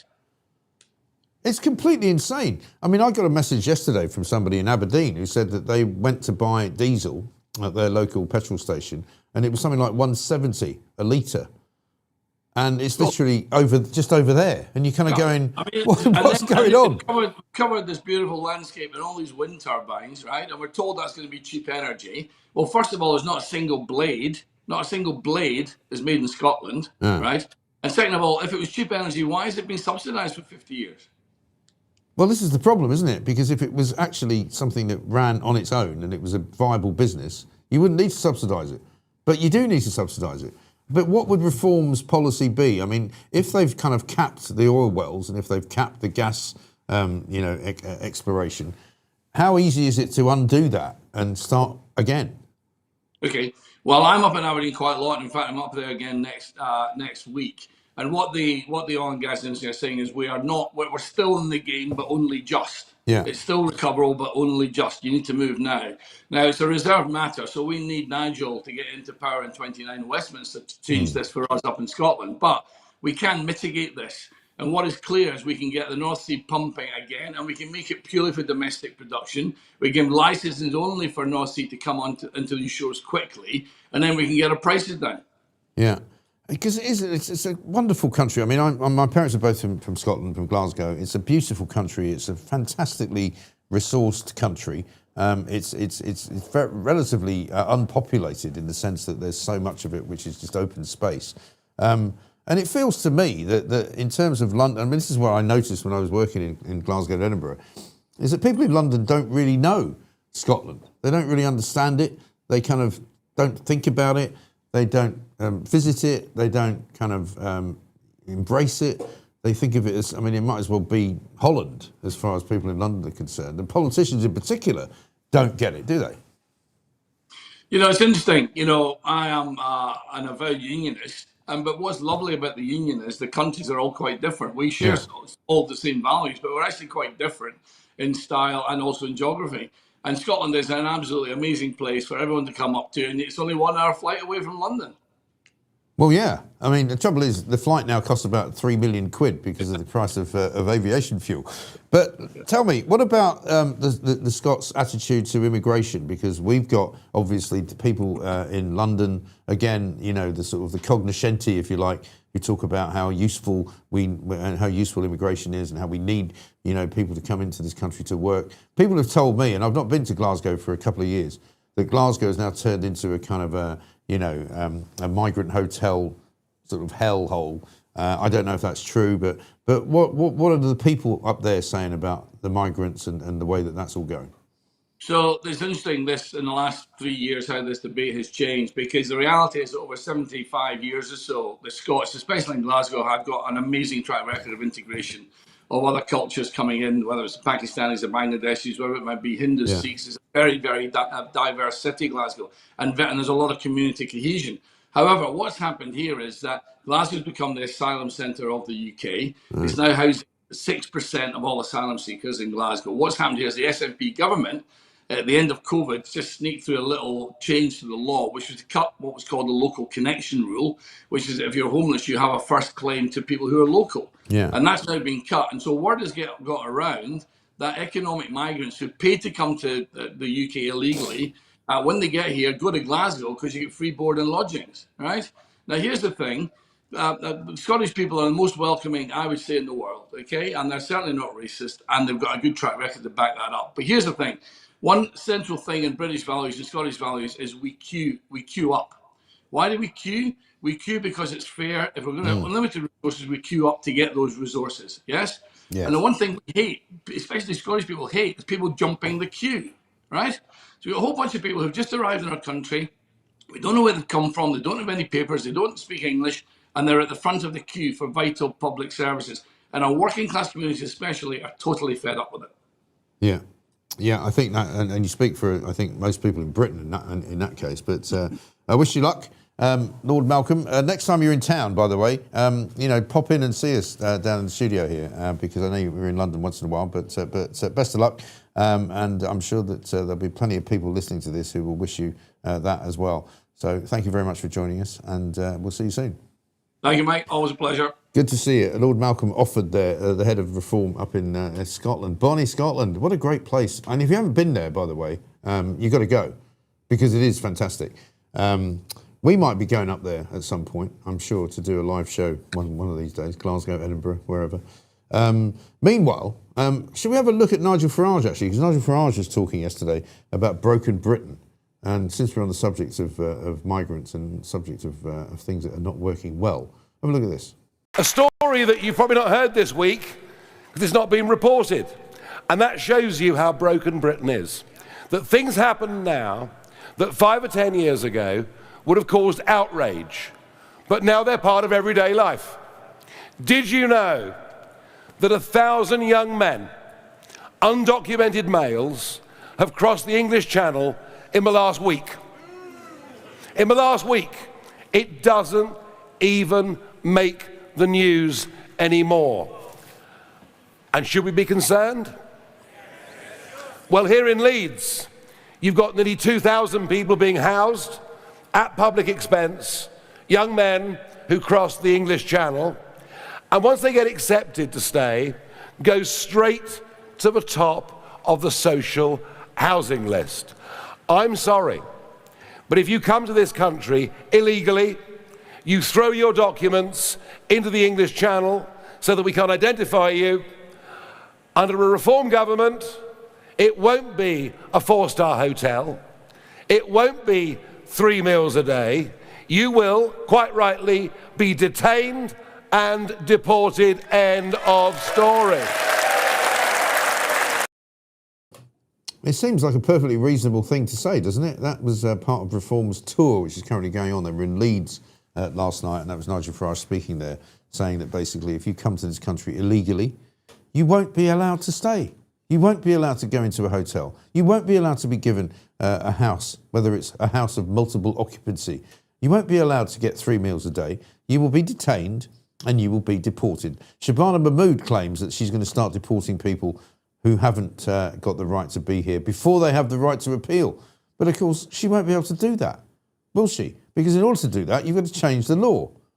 You've got to change your affiliation to the economic union in Europe, and you have to change your association with the ECHR and the Human Rights Brigade. And I don't think Labour are going to do that. Reform, I think, will do that. Coming up, though, I'll be telling you more about Labour's plan to get even closer to the European Union. That's my meltdown for today. But first, shall we not have some news with Edward Hughes? Good morning. I'm Edward the News Hughes. Chancellor Rachel Reeves has warned that the ongoing US-Israel war with Iran could have a significant economic impact on Britain, with soaring oil and gas prices pushing up inflation. In the Commons, she outlined targeted support measures, including £150 off energy bills for households and extra help for those most in need, while ruling out broad universal subsidies to avoid past fiscal mistakes. She also announced anti-profiteering powers and efforts to boost domestic energy security. In other news, public satisfaction with the NHS has risen for the first time since 2019, though concerns remain over a delayed response to a meningitis outbreak. An arson attack on 4 Jewish charity ambulances in Golders Green, North London, is being treated as an anti-Semitic hate crime, with the counter-terror police investigating possible links. Prince Harry has resigned in shock as patron of the African charity Centre Ball, which he co-founded in 2006 in honour of his mother. And the UK has offered to host an international summit aimed at reopening the Strait of Hormuz amid the Middle East crisis. That's the main UK picture this Wednesday. Economy and security dominating amid global tensions. Please remember to like and subscribe. Later's Tigers. Isn't that great? The moving and incredibly, what you might say, nimble Edward Hughes with the news. Hugh Edwards, by the way, still whinging and moaning about this Channel 5 show that's going out about him. He says, nobody asked me for my side of the story. No, we don't know your side of the story. We've seen your backside already. Thanks. So keep it to yourself, matey. Keep it in your pants. Nobody needs to know what you want to say. A couple of run-throughs before we get to my meltdown. Trump prepares to seize Ireland, front page of the Times. Apparently Trump is preparing paratroopers to go into Carg, Ireland, which sounds like something out of Thunderbirds, as I said earlier. President Trump has ordered thousands of elite US paratroops to the Middle East as he considers an invasion of Carg Island, which is the oil exporting hub on which the Iranian economy relies. So they're all going over from Fort Bragg. US set to deploy troops. The Guardian goes with the same story. US troops gather in the Gulf, says the newspaper. And then the Saudis are urging the US to crush Iran, is what it says in the Daily Mail. And of course, the fuel bailout is coming, according to the Daily Mail. And guess who's going to not get it? Yes, you and me. They're going to give it to people with benefits. People with benefits, right, shouldn't be driving cars. If you're on benefits, why have you got a car? If you can't work, why have you got a car? And why are you then going to get, benefits to pay your fuel bill when you can't afford to pay your fuel bill? What about the people who can't afford to pay their fuel bill who work, who haven't got any money, who are sitting there freezing? Government's not going to help them. I mean, I don't think the government should be helping anyone, to be honest, because it's a market-led scenario. But that's another story. Right now, though, let us go with Mike's meltdown.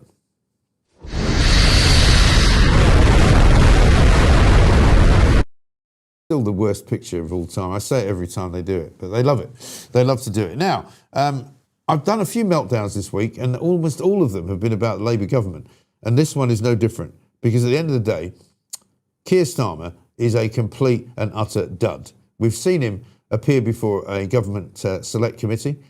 We've seen him losing his rag. We've seen him getting all kind of, hissy-fitty, like some kind of child of 7, having a temper tantrum when he was asked, why are we not war ready?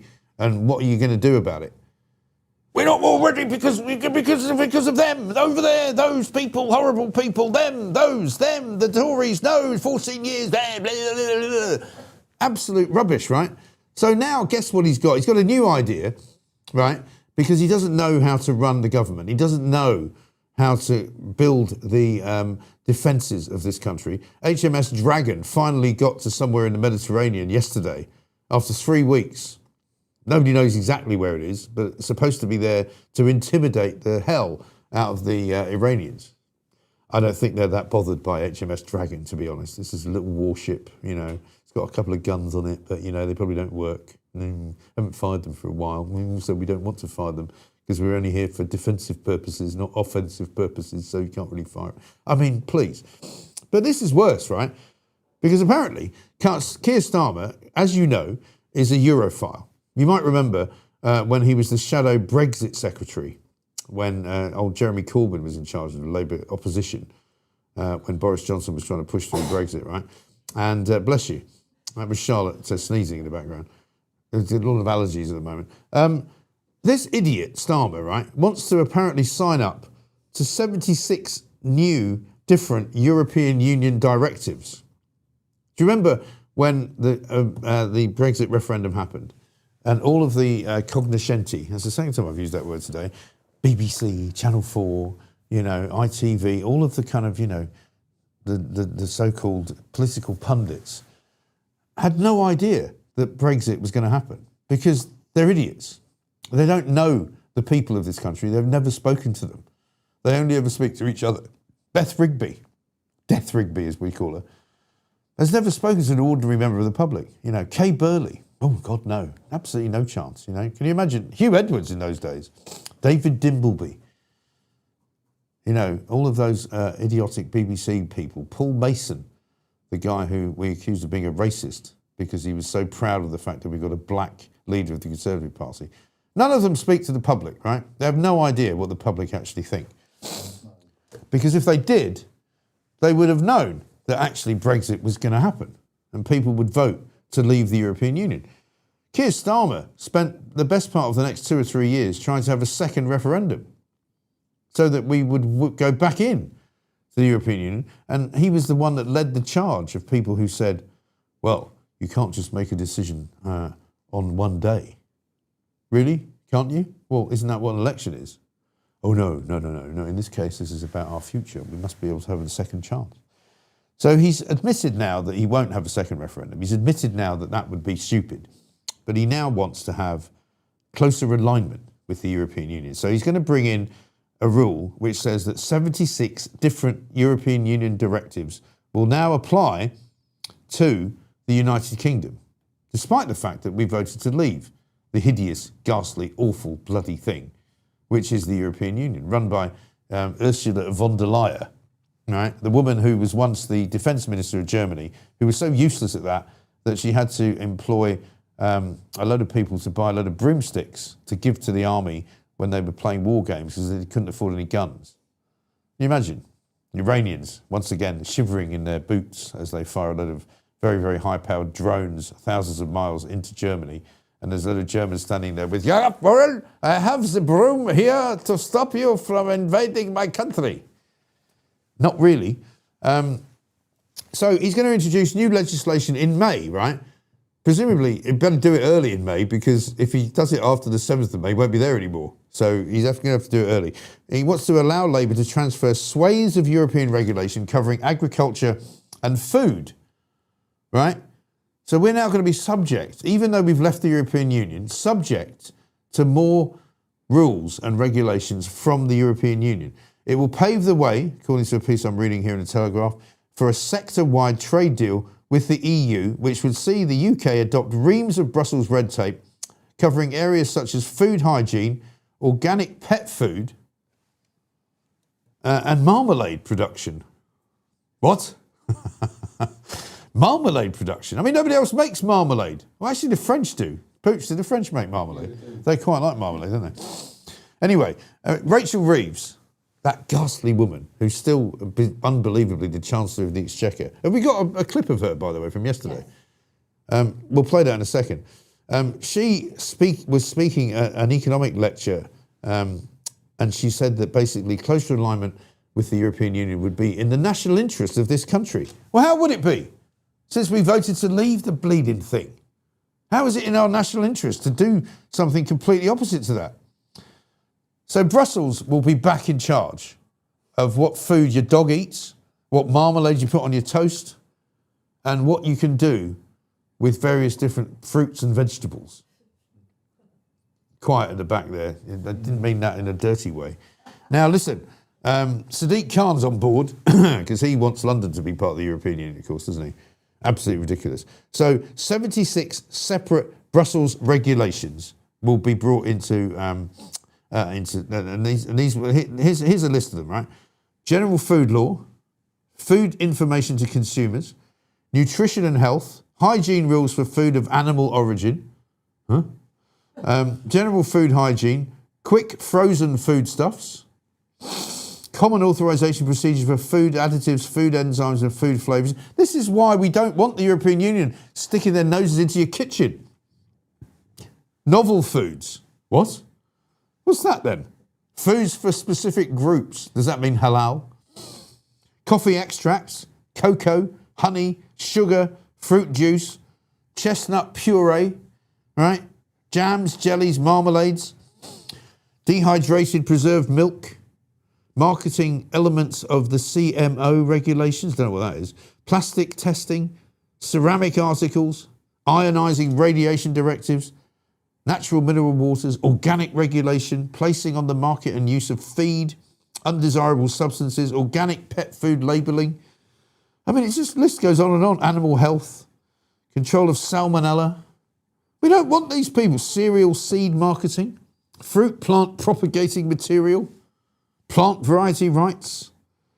I mean, for God's sake. And guess who else is behind this? That idiot, Kyle. What's his name? Not Jeremy Kyle. He's not an idiot. The other Kyle, Peter Kyle, isn't it? He's the government minister. When it comes to the EU, we will rebuild. We are rebuilding the relationship and we are very open-minded about the alignment that will bring benefits to both territories into the future, says the idiot Peter Kyle. We don't want it. Nobody wants it. We left the European Union. We voted to leave. Stop trying to drag us back in, you complete and utter numpties. Okay?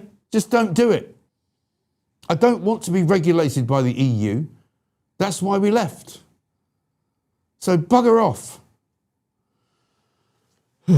Anyway, should we play a bit of Rachel Reeves? Let's do that. I can confirm to the House that contingency planning is taking place for every eventuality so that we can keep costs down for everyone and provide support for those who need it most, acting within our ironclad fiscal rules to keep inflation and interest rates as low as possible. Mr. Speaker, this is not a war that we started, nor is it a war that we joined, unlike the advice of the parties opposite. But it is a war that will have an impact on our country. The challenges may be significant, but I promise to do what is right and fair, being responsive in a changing world and responsible in the national interest. Responsible in the national interest. A bit late for that, darling, isn't it? You know, nice hair, though. By the way, a bit of breaking news. 2 men have been arrested over the Golders Green ambulance attack. The men, aged 47 and 45, held on suspicion of arson with intent to endanger life after those ambulances were set alight outside a synagogue in Golders Green. It says 4 ambulances from Hatzola, a volunteer-led ambulance service operating in the Golders Green area of North London, were set on fire on Monday night. Commander Helen Flanagan, head of counter-terrorism police, said this: "We've been working around the clock since this appalling attack took place, and this has led to these arrests being made this morning. This appears to be an important breakthrough in the investigation, but we're also mindful that CCTV footage of the incident suggests that there were at least 3 people involved. The men remain in police custody." They still haven't called this a terrorist attack, right? They call it a hate crime. Why is it not being labelled a terrorist attack? You've got terrorist police arresting people. Why is it not a terrorist attack? Let's talk to our next guest, Anne Widdicombe, and get her view of it. Anne, very good morning to you. Good morning to you. I'm very puzzled as to why this government and the police seem to be so reluctant to call this a terrorist attack. I mean, they've arrested 2 people, so I guess we have to have the usual caveats in place about, due process and all of that. But nevertheless, surely to heavens, if this is not a terrorist attack, what is it? Well, it's very difficult to describe it as anything else. And I mean, what is a terrorist attack supposed to do? It's a random attack on the innocent designed to instill fear. So is this not a terrorist attack?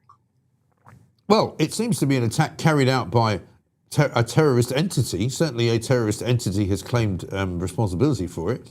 And it would suggest, given the nature of the target, that it has been targeted specifically because of its nature, as opposed to at random. I think there's no doubt about that at all. Okay, let's ask the fundamental question. Why is everybody so reluctant to say it's a terrorist attack? Yeah. That is just sheer cowardice. It's fear of upsetting people. It's fear of upsetting one particular section of the community. I mean, I think that is what it's about. But, there's got to be equal treatment for all. Yeah. And a terrorist attack is a terrorist attack, quite regardless of who perpetrates it. If it's a terror group perpetrating it, then it's a terrorist attack, regardless of who is doing it and who the victims are. Indeed. And if it does turn out to be the case that the group claiming responsibility is affiliated in some way with the Iranian regime or the IRGC, surely to heavens, this government should now take the rather belated view that the IRGC should become a prescribed terrorist group, shouldn't it? Well, should have done that a long time ago, Mike. Yeah. I mean, there's nothing new under the sun about that. It should have done it a very long time ago. Yes, I mean, you're right. This should give extra impetus to the case for doing it, but they should have already done it. Yeah. Moving on to Keir Starmer and the uselessness of his government. I don't know if you heard my meltdown there, talking about his wish list to join or rejoin the European Union. 76 different directives he wants to bring in back to the country, which involve all manner of things to do with food production, importation of food, agriculture, and all the rest of it. I mean, what's he playing at? Well, it's very simple what he's playing at. He's trying to reverse a diplomatic mandate. Now, the general public voted and voted quite clearly to leave the EU. We have left the EU in law, at any rate, even if in practicalities we haven't left as much as we should have done. He wants to reverse that. Now, he can't take us back in law. That would be too controversial, too complicated. He's not going to try that. So what he's doing is he's trying to get us back in by the back door. And so he is accepting EU diktats instead of allowing British independence. And that, to my mind, is a betrayal. It's a betrayal of the vote. It's a betrayal of the country. It's a betrayal of what he promised, because he said, he wouldn't be seeking to reverse Brexit. Well, he is in all but name. Yeah, he is. And I mean, I don't quite understand the sort of the lust for the EU that these people seem to have. What is it about the EU that they can't avoid, that they can't walk away from? There's nothing good, in my mind anyway, about the EU. Certainly not the regulations that they've got in place. Well, the regulations are a major part of the reason why we left. Yeah. If the EU had remained as it started off, which was a loose alliance of sovereign nations in a trading agreement, I don't think any of us would have necessarily wanted to leave. But it developed until it became a superstate. It is a superstate. And we are supposed to be a sovereign country. And I don't understand how anybody at all, can want for our country that we shouldn't control our own borders, our own laws, our own trade deals, our own regulations. What is it? What is it that says some other country should do that for us? Yeah, I know. It's insane, isn't it? Absolutely ridiculous. Let's talk about our place in the world, never mind our place in the European Union, because obviously as we watch with some interest, but obviously from a far distance, what Donald Trump is going to do next and what Iran is going to do next and how we are going to be affected by it. We finally got HMS Dragon into the Eastern Mediterranean, apparently, after 3 weeks of dithering about.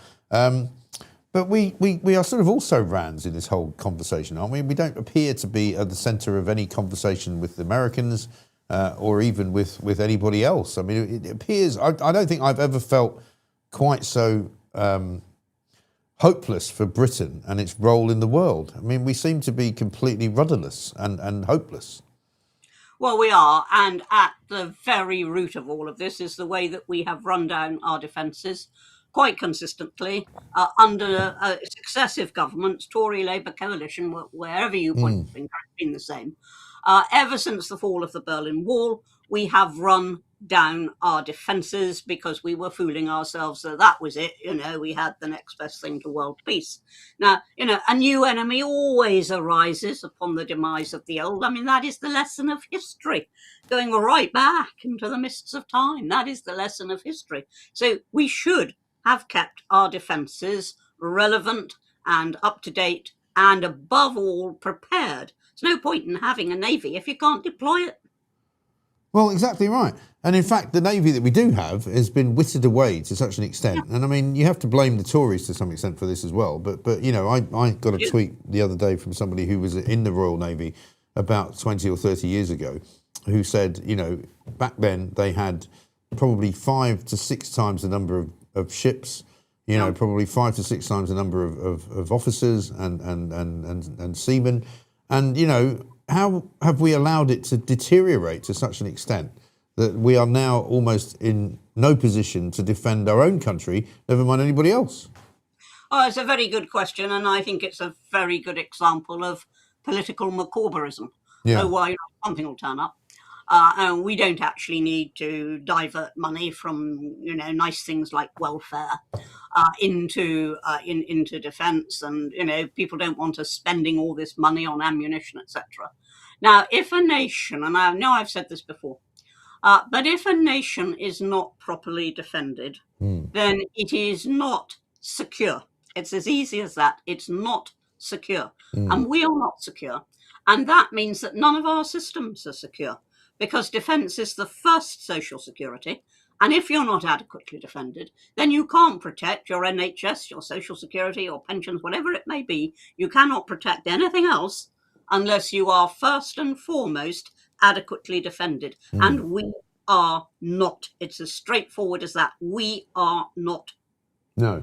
So would you say that you doubt what Steve Reed had to say when he was on the Sunday sort of morning shows doing the rounds? And I found it quite ridiculous, by the way, that the Communities and Housing Minister was speaking on behalf of the Foreign Secretary, the Home Secretary, the Defence Secretary, the 3 biggest kind of departments of state when you are in peacetime, never mind in wartime. And this guy is out there saying, oh, don't worry. 1, we've got no evidence that the Iranians could fire a missile towards Britain. And 2, if they do, we can deal with it. Well, I'm sorry, I don't believe you. Well, we can't even deploy a warship, No. at least not expeditiously. The idea that somehow, we can intercept and deal with any missiles that are fired at us is absolutely ludicrous. Yeah.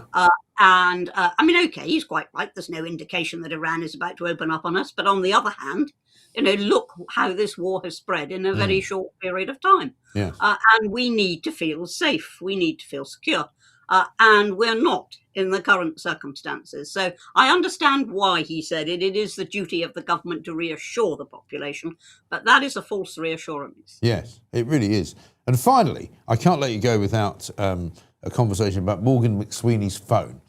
I've never heard anything quite as bad as what his excuse is since the dog ate my child's homework. And it couldn't be submitted, I'm terribly sorry, on time. I mean, do they really, really think that anybody is going to believe this cobblers that he's coming out with? Yes, they think we're all stupid. They come out with any last excuse. There are a whole range of things. I mean, this is just an exceptional example of folly. But they, quite regularly, people at the top in public life come out with stuff that Sometimes they've just dreamt up on the spur of the moment because they're trapped, but sometimes they appear to have thought about it and thought, well, yeah, people will believe that. Well, people won't. They won't. And I mean, but where does it end though? Because Dan Hodges, for example, has been leading the charge on this, as he has with so many things that are, pointing out that Keir Starmer is worse than a bad prime minister. He's actually concealing facts from the public. He's untrustworthy. He's dishonest. He is a liar in many ways. The Metropolitan Police don't seem to be that interested in the fact that Morgan McSweeney's phone, which should be part of a criminal investigation, is something that they should pursue. When he apparently reported it stolen, when he was the chief of staff in Downing Street, they didn't bother to interview him. They didn't bother to sort of follow it up. They didn't worry about the national security issues. They just sort of sat there and went, oh, well, lots of people get their phones stolen. He's not lots of people, right? And secondly, if it's possible to reclaim the phone by other means and to download the information from the cloud, if you like, surely they should be doing that. Surely that should be part of their investigation, instead of which they're just sort of shaking their heads and going, well, nothing to do with us, Gov. I think the very surprising thing there is that anybody of that level of seniority in Downing Street, of all places, could say, my phone's been stolen, and there isn't an immediate investigation as to what might have been on that phone and what could be found. That is the first thing that you would do. If somebody came to you and said, oh, Prime Minister, I've had to report that my phone has been stolen, there would be an immediate inquisition as to what was on it. I mean, that is just... Well, it's a bit like those old stories of, some guy leaves a briefcase on the train who happens to be, somebody with international, sort of security clearance in the Department of Defence. There'd be an investigation. They'd go, crikey, we better get hold of the person that took the briefcase. We better make sure we retrieve the documents. We better make sure that, not the wrong people see it. I find it extraordinary that nobody seems bothered by this in either the police or in government. Yeah, well, I can't explain it because, as I've said, that is the first thing you would say is what was on that phone. What might now be in other hands. Yes, that is what you would ask. I mean, it's like occasionally, people do stupid things. They leave briefcases on buses. They leave papers on seats. They do silly things. That does happen. But then immediately there's a reaction, well, is this serious, or is it just nothing at all? That would be the first thing that I would ask. Yeah, absolutely right. A couple of people, by the way, I should point this out to you, saying how wonderful you are. One, and this is from Liba Lula, who says, I wish Anne could be Queen. Could you be Queen Regent for a few years to stabilise things and give William and his missus a bit more time before they have to devote the rest of their lives to running the country? Oh, this is a great idea, that. No, I'm a great admirer of Queen Camilla. So although I might like to be king for a day in the metaphorical sense, I don't see myself as Queen. No, brilliant.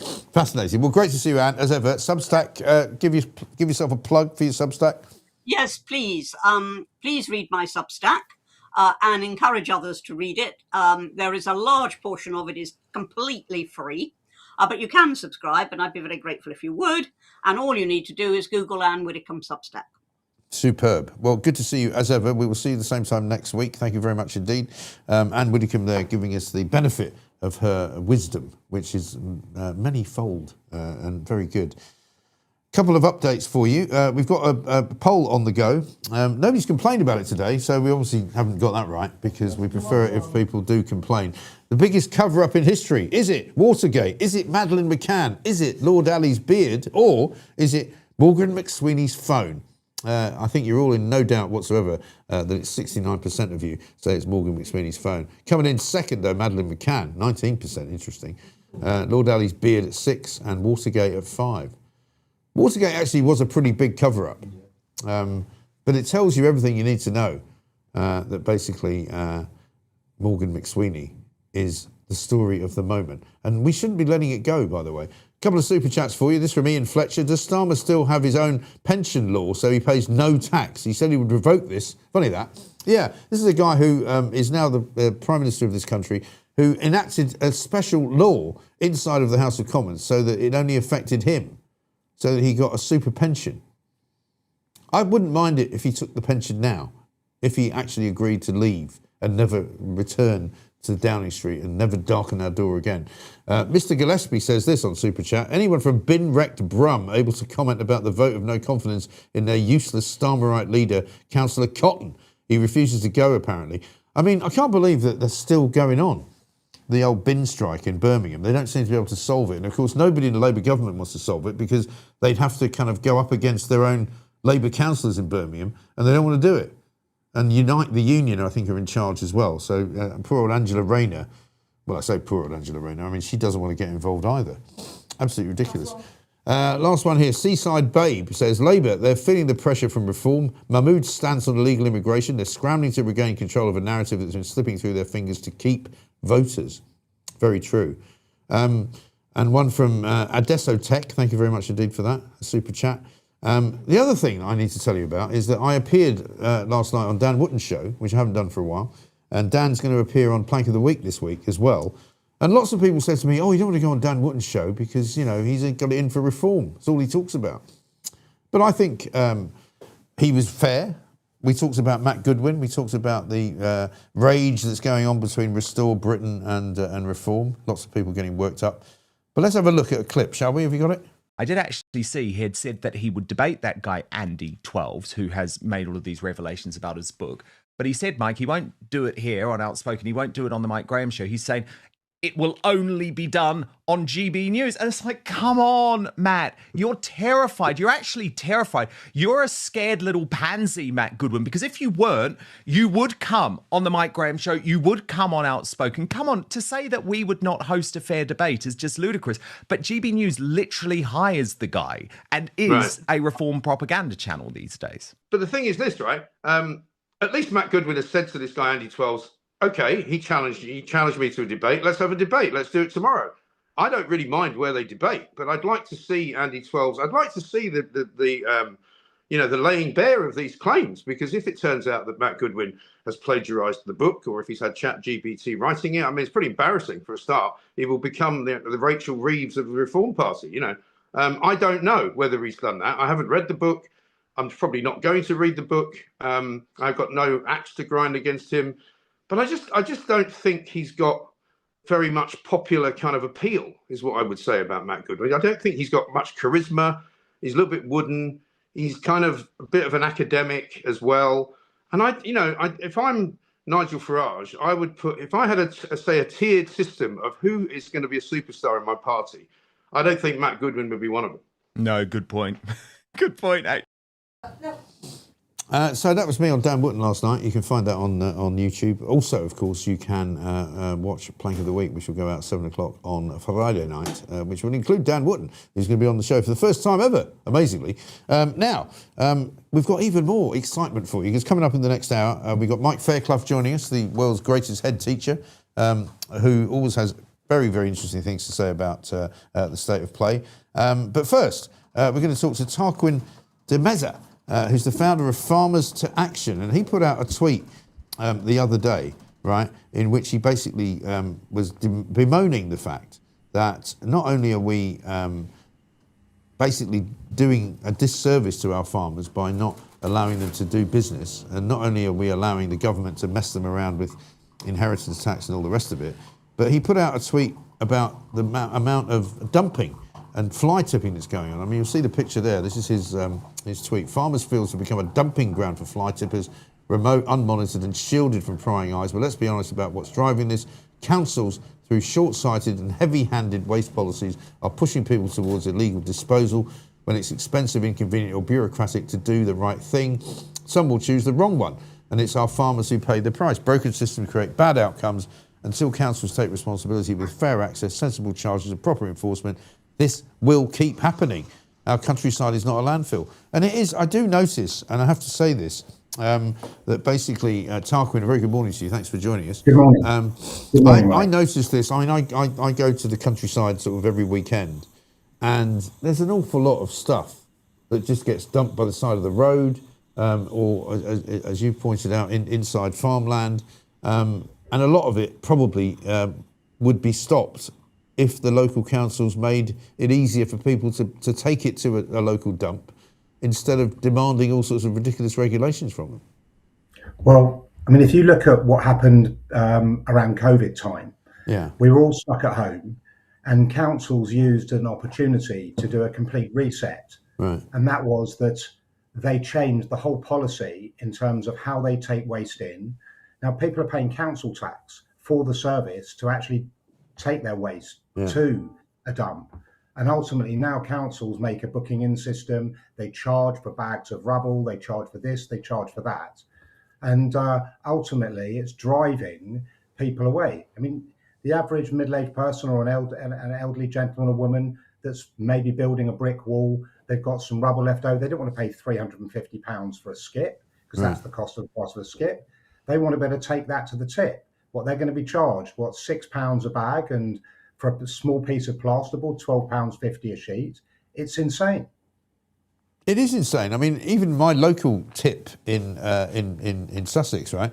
They started doing exactly what you've just described. You used to be able to just go there, and sometimes at the weekend it was a bit busy, so you just wait in the queue to get in, and then you would have all the different places where you could put your electrical goods or your household waste or your bottles, whatever it was. They now make you make an appointment. So if you turn up without an appointment, they don't let you in. And they go, you have to go home again and make an appointment online.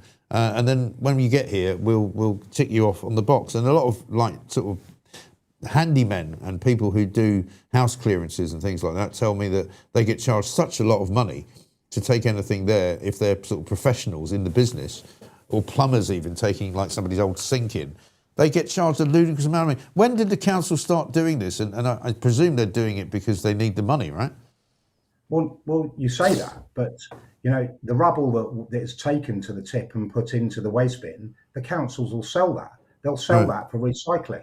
They'll get money for that. Yet at the same time, they're charging the public to go and take their waste. So they're trying to take it from both ends. And this all started through COVID. And once they'd got used to the fact that they'd conditioned us as people, conditioned us to accept this kind of oppressive attitude. When COVID went and we came out of COVID, they haven't reversed any of this. It's still in place. Right. And in your particular situation, is that picture that you put on your tweet there, is that a picture from your farmland? No. That's just an example. We could post up. And are you suffering particularly from it? I mean, do you have people tipping stuff just randomly on your farmland? Well, I'm not actually a farmer.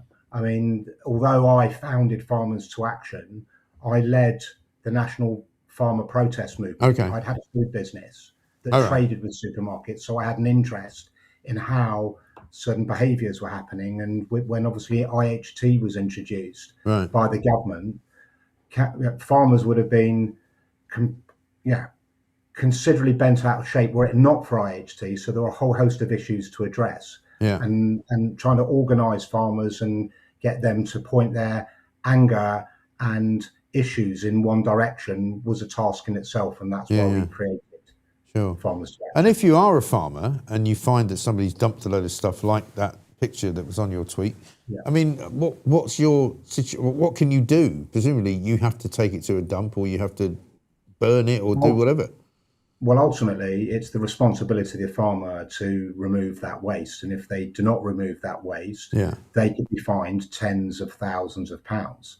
Why should a farmer that's going about their business and, developing their fields and their crops have a situation where waste, and it could be toxic waste, is actually put onto their land? Right. Yeah, it doesn't seem right. So what needs to happen? I mean, is it a council decision that can be made individually? Is it something the government needs to get involved in? What's the solution? I think it's a combination of both. It's, councils' policies. Councils will each individually do their own thing, but they're part of a national policy framework. But it needs, in the Environment Agency, have been talking about giving powers that are sort of police powers to arrest people, go on to culprits' property without warrants. It needs a coordinated approach from government and councils to deal with that. And we also need an attitude change in terms of how people go about waste. Yes, because again, there is a lot of waste, and I think our society generally creates a lot of waste, which doesn't necessarily need to be created, if you know what I mean. You know, I was just cooking yesterday, and the amount of plastic and sort of packaging that I had to put in the bin as a result of just like, you know, taking some peppers out or taking some bananas, you know what I mean? It's just like this is kind of unnecessary packaging that you don't really need. Agreed. Yeah. And how do farmers feel at the moment in terms of the way that we've seen them, you know, obviously doing demonstrations in London quite a lot. We've seen them asking for the government to reverse the inheritance tax rules. It looks as though they've sort of watered it down a little bit and made it a bit more sensible. Dilution. It's just been, ultimately, it's a concession. Farmers are essentially being crushed, and it's not just IHT. Costs are up, prices are down, subsidies are being slashed, red tape everywhere, fuel up, fertilizer cost up, energy up, milk prices collapsing, crop margins wiped out, and then you've got to add net zero to that. Land taken out of food production, pushed into schemes and solar while farmers are told to cut output and absorb the cost. Labour shortages, supermarkets squeezing every last penny, and if fly tippers dump on the land, farmers pay the price. Yeah. Right? This is about policy. Yeah. Farmers are being hit everywhere. The trouble is that, and I mean, again, when we talk about energy prices, I mean, farmers are probably hit worse than most people because of that. But this is not a government that understands the countryside, is it? I mean, they don't get farmers. They don't get what happens outside of cities. They don't really understand. They don't really care what rural Britain is like. And most of Britain is, in fact, rural Britain. Yeah. Well, look at some of the appointments. I mean, he's not in the post now, but I heard you talking about Stephen Reid. Reid, the MP for Central Croydon, you know, Minister for DEFRA, and he visited just 5 farms whilst he was in the post. I mean, what was he doing? Well, he didn't even get his Wellington boots muddy, did he? He bought them in. He bought them in IKEA, I think. You know, and was like, you know, oh, these are nice, and you know, didn't fit because he. Well, again, he used to run Lambeth Council. You know, he's on TV on Sunday talking about defending Britain and whether we can shoot down missiles that might get fired at us from Iran. I mean, the whole government policy on everything is completely and utterly hopeless. Incoherent, student, arrogant government. Totally. What can people do, Tarquin, in order to kind of pressurise the government or to get councils to change the rules? Well, in terms of, you know, cleaning up Britain, I'm part of a national campaign that's linking up with farming and other aspects because the farmers, as we see, have had a lot of support, and that support's come through from the public because the public care about our farmers. You know, if our farmers are out in all weathers, trying to deliver food for us, and they deserve to be supported. As far as litter is concerned, as I said, I'm involved with a campaign called Clean Up Britain, and we've got UK litter pickers up and down the country, but it's not their responsibility whilst they're doing that voluntarily, it's not their responsibility to be clearing this up. We need change and attitude from government and councils across the country to address these issues. Okay. Tarquin, good to see you. Thank you very much indeed. Tarquin de Meza there, founder of Farmers to Action, talking about the problems that farmers have got, not least in terms of the cost of what they do, but also now with all of the dumping that goes on and the fly tipping that goes on their land. Good to see you, Tarquin. Thanks very much indeed. Coming up, we're going to speak to Mike Fairclough, the great former head teacher of several schools. He's got plenty to say about all manner of things. Meantime, though, before that, should we get some news with Edward Hughes? Good morning. I'm Edward the News Hughes. Chancellor Rachel Reeves has warned that the ongoing US-Israel war with Iran could have a significant economic impact on Britain, with soaring oil and gas prices pushing up inflation. In the Commons, she outlined targeted support measures, including £150 off energy bills for households and extra help for those most in need, while ruling out broad universal subsidies to avoid past fiscal mistakes. She also announced anti-profiteering powers and efforts to boost domestic energy security. In other news, public satisfaction with the NHS has risen for the first time since 2019, though concerns remain over a delayed response to a meningitis outbreak. An arson attack on 4 Jewish charity ambulances in Golders Green, North London, is being treated as an anti-Semitic hate crime, with the counter-terror police investigating possible links. Prince Harry has resigned in shock as patron of the African charity Centre Ball, which he co-founded in 2006 in honour of his mother. And the UK has offered to host an international summit aimed at reopening the Strait of Hormuz amid the Middle East crisis. That's the main UK picture this Wednesday. Economy and security dominating amid global tensions. Please remember to like and subscribe. Laters Tigers. With the news. Should we have a quick poll update before we do anything? Before we speak to Mike Fairclough, we asked the question: what has been the biggest cover-up in history? Was it Watergate? Was it Madeleine McCann? Was it Lord Ali's beard? Or was it Morgan McSweeney's phone? And of course, many of you agree with me that it's Morgan McSweeney's phone. A bigger scandal, the bigger cover-up, the Watergate. 69% of you believe that. Because it is ridiculous. How on earth can this guy, with a straight face, say, I've lost my phone, it was stolen, and I'm afraid you won't be able to get any messages that I sent to Peter Mandelson? I mean, do me a small favour. Councils get waste for nothing, says John on the super chat. Get paid to take it by council tax. They should be forced to take all waste free of charge. They can sell it on for pounds. They should be. They should not be telling us what we can't do with it. Charlotte Gill invite, please, says Mr. Gillespie. Doge, no media contract. Yeah, I think we have reached out, have we not, as we say, to Charlotte Gill. Well, we'll get her on. I'm sure we will. We should be good. Right now, though, let's talk to Mike Fairclough, who is, of course, as we often describe him, the great former headmaster of many, many places, different schools, a man who was vilified by local authorities for actually doing his job and treating children as sensible human beings and teaching them how to do things which they might need later in life. Mike, very good morning to you. Good to see you. It says he muted himself. Oh, it says you've muted yourself, apparently, according to Charlotte. Can you unmute yourself, if you can? Reconnect. No? We'll reconnect, maybe?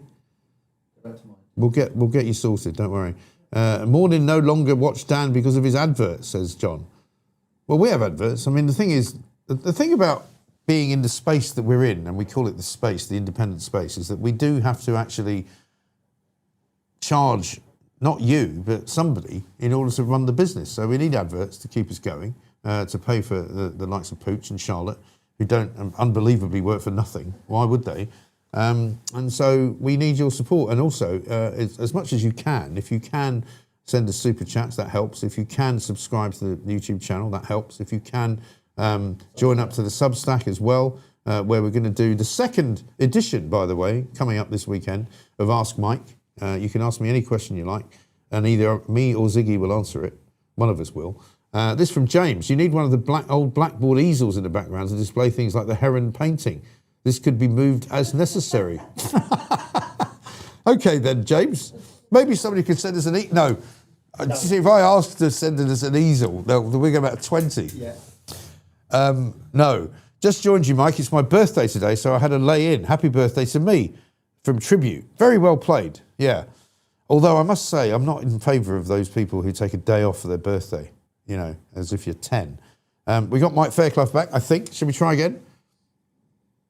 No, we still can't hear him. Still can't hear you, sorry. We had this problem with somebody yesterday, didn't we? Yeah, it's definitely his end. Yeah. Do Pooch's Pooch.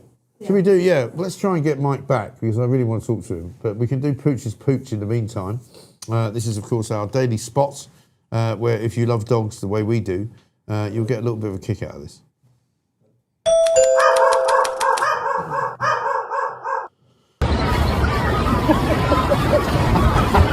Oh my God. He's walking just like them. He's copying their waddle. I can't handle it. That's the funniest thing I've ever seen. He even does the hips. That's brilliant. That's great. The dog walks like a penguin because he sees the penguin. I mean, you can't imagine. You know what I'd love to do, and Pooch and I talk about this a lot because we're both mad for dogs, is imagine if you could be a dog for a day and what would go through your head, right? When you see penguins and your first reaction is to go, I know, I'll walk like a penguin. Why wouldn't you? It makes sense, doesn't it? Amazing.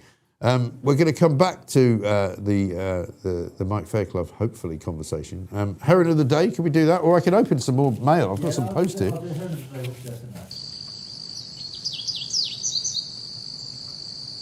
And I think to my Facebook page. Oh, actually, yeah, from the Mike Graham Show, the Rembrandt Gardens, Little Venice, which is not far from here actually. It's up in Maida Vale, northwest London, near Kilburn. Let me try and just extract this. This is the only trolley you can now afford to fill under Starmer. It's a supermarket trolley. Oh, hang on, what's this? It says here. Please find enclosed photographs of a supermarket kids' play trolley next to an adult normal-sized trolley. Please note the comment on the flagpole, which also has a photograph of Starmer. It's from Dennis and Marion in Sandgate in Kent. Thank you very much. I'm not sure what this all is, really. Pictures of trolleys. What do you make of that? Interesting. Hey?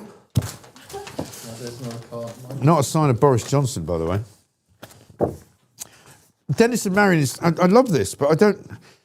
There's a picture of a small trolley. Oh, I think your point. I think their point is that you can only afford to now fill the small trolley because you haven't got enough money to fill the big one. I think that's what you mean. Is it? I don't know. A little bit of a mystery that. And how about this? Here's another card here. This is from Elizabeth and Peter. We're happy to know you are a heron, and I'm happy to know you. And we sent a heron picture to you. Apologies for the long letter with instructions. Is that the big one, you think? Is that what it was? So pleased the show is going from strength to strength. Well done to all concerned. Plank of the day and plonk of the week are great extras. Thank you. Elizabeth and Peter. Yes, thank you, Elizabeth and Peter. This one from Shirley in Warrington. Love plonk of the week. I'm in my 70s and love a glass of wine, as do my friends. We are pensioners on a limited income, and 30 quid or even 40 quid for a bottle of wine is not affordable. I appreciate that you have a lot of wine buffs who watch the programme, but just for 1 week, could you do, say, all wines under 10 quid? At the moment, I'm on the Sainsbury's own Pinot Grigio 525. Love the show. Well, we do. I mean, Chris Walkie, who is in charge of all of the stuff that we do in terms of wine, he always makes sure that when he brings in, whether it's fizz or still wine, that there's a cheap version. And in fact, I think last week, did he not have a $5.95 Carver from Lidl's? Yeah. So we do take, no, and I'm very conscious of that as well, because I realise that nobody's going to pay 30 or 40. I mean, I wouldn't pay 30 or 40 quid for a bottle of sparkling wine. I just wouldn't. However, we will try and make sure we accommodate you.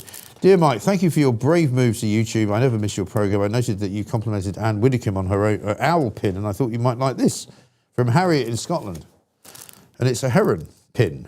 Oh, lovely. Look at that. It's a heron pin. I don't know if you can see that. Have we lost Mike Fairclough then? Yes, triangle is wrong. Triangle, okay. Oh, so talking of plank of the week, apparently this guy made plank of the week. Plank of the week sign. Dear Mike, on the above date towards the end of the show, you opened the above sign. I did issue a covering letter which was affixed to a box in documents enclosed inside label.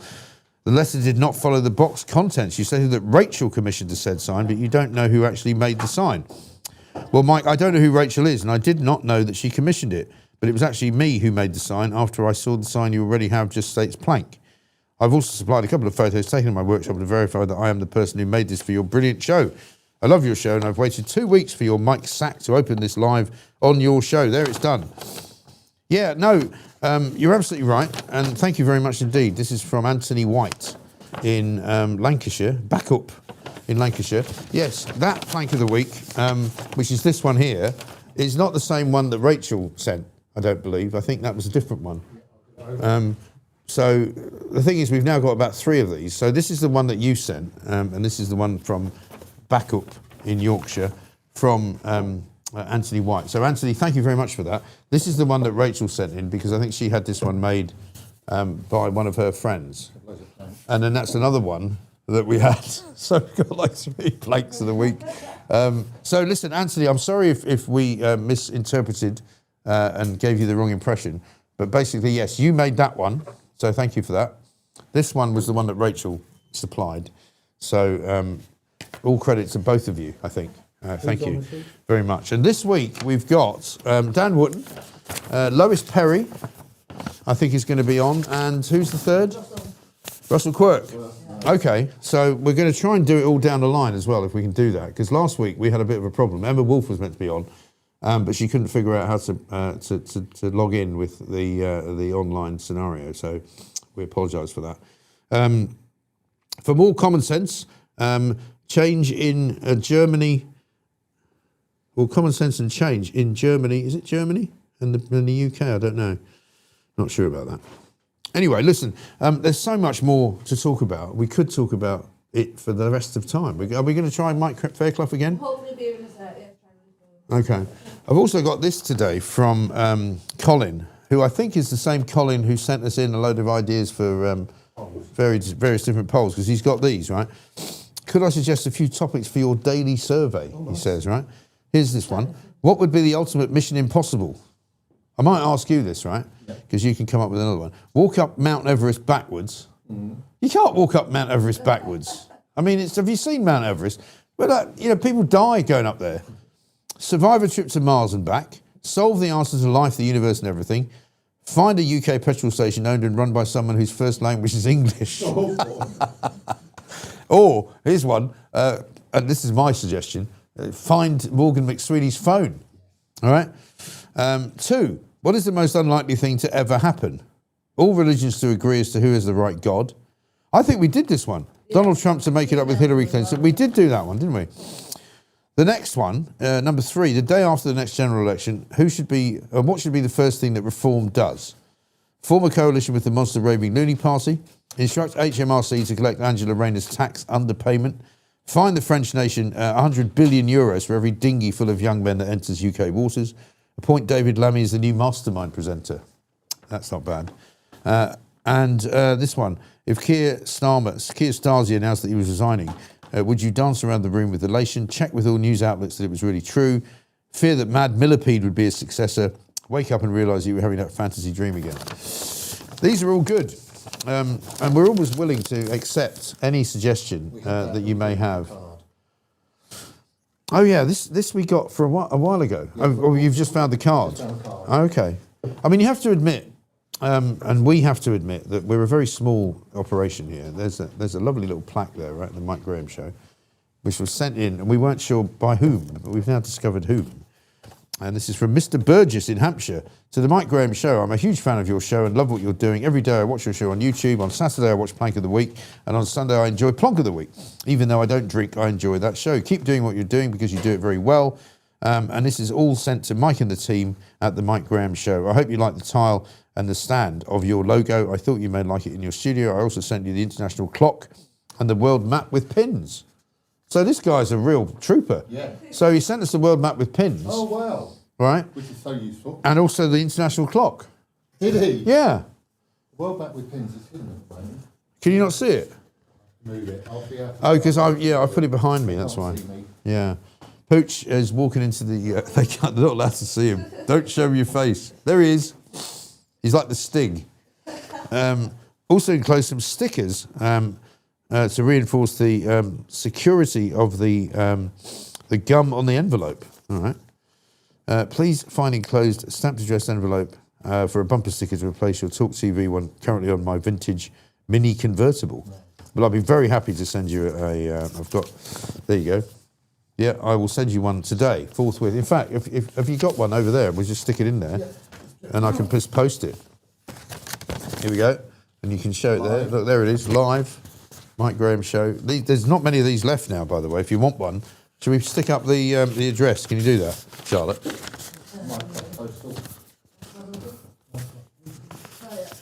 There we go.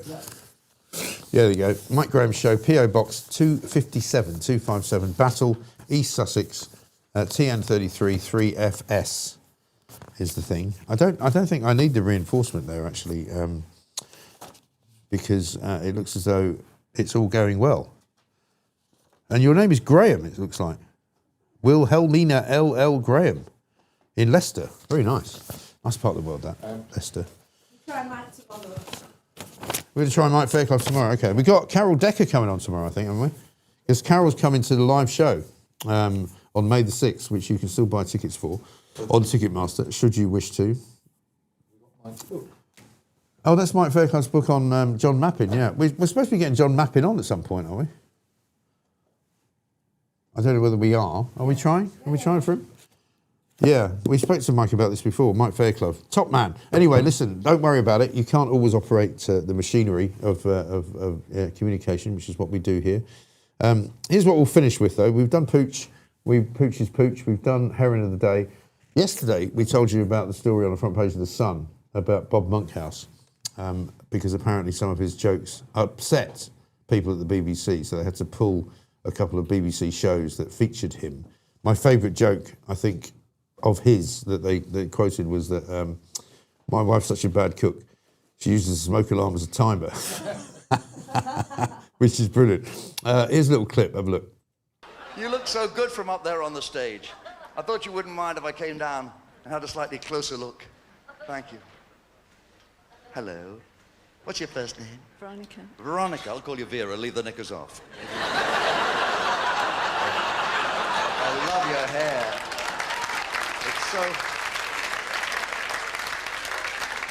It's so bouncy. It's so beautiful. May I touch it? It's okay? God, that brings back memories. Do you know what is wrong with you people? Pull yourselves together. May I say hello? Wouldn't worry. What's your first name? Sally. Sally. Do you know what Sally means? It means purity. The fellow with you looks astounded. It bloody does. If it doesn't, it's your fault. Did you understand any of my jokes tonight, Sally? Yes, thank you. Shame on you, Sally. I have a Gideon Bible backstage. I shall take you there after the show. I shall ram the fear of God into you tonight, my child.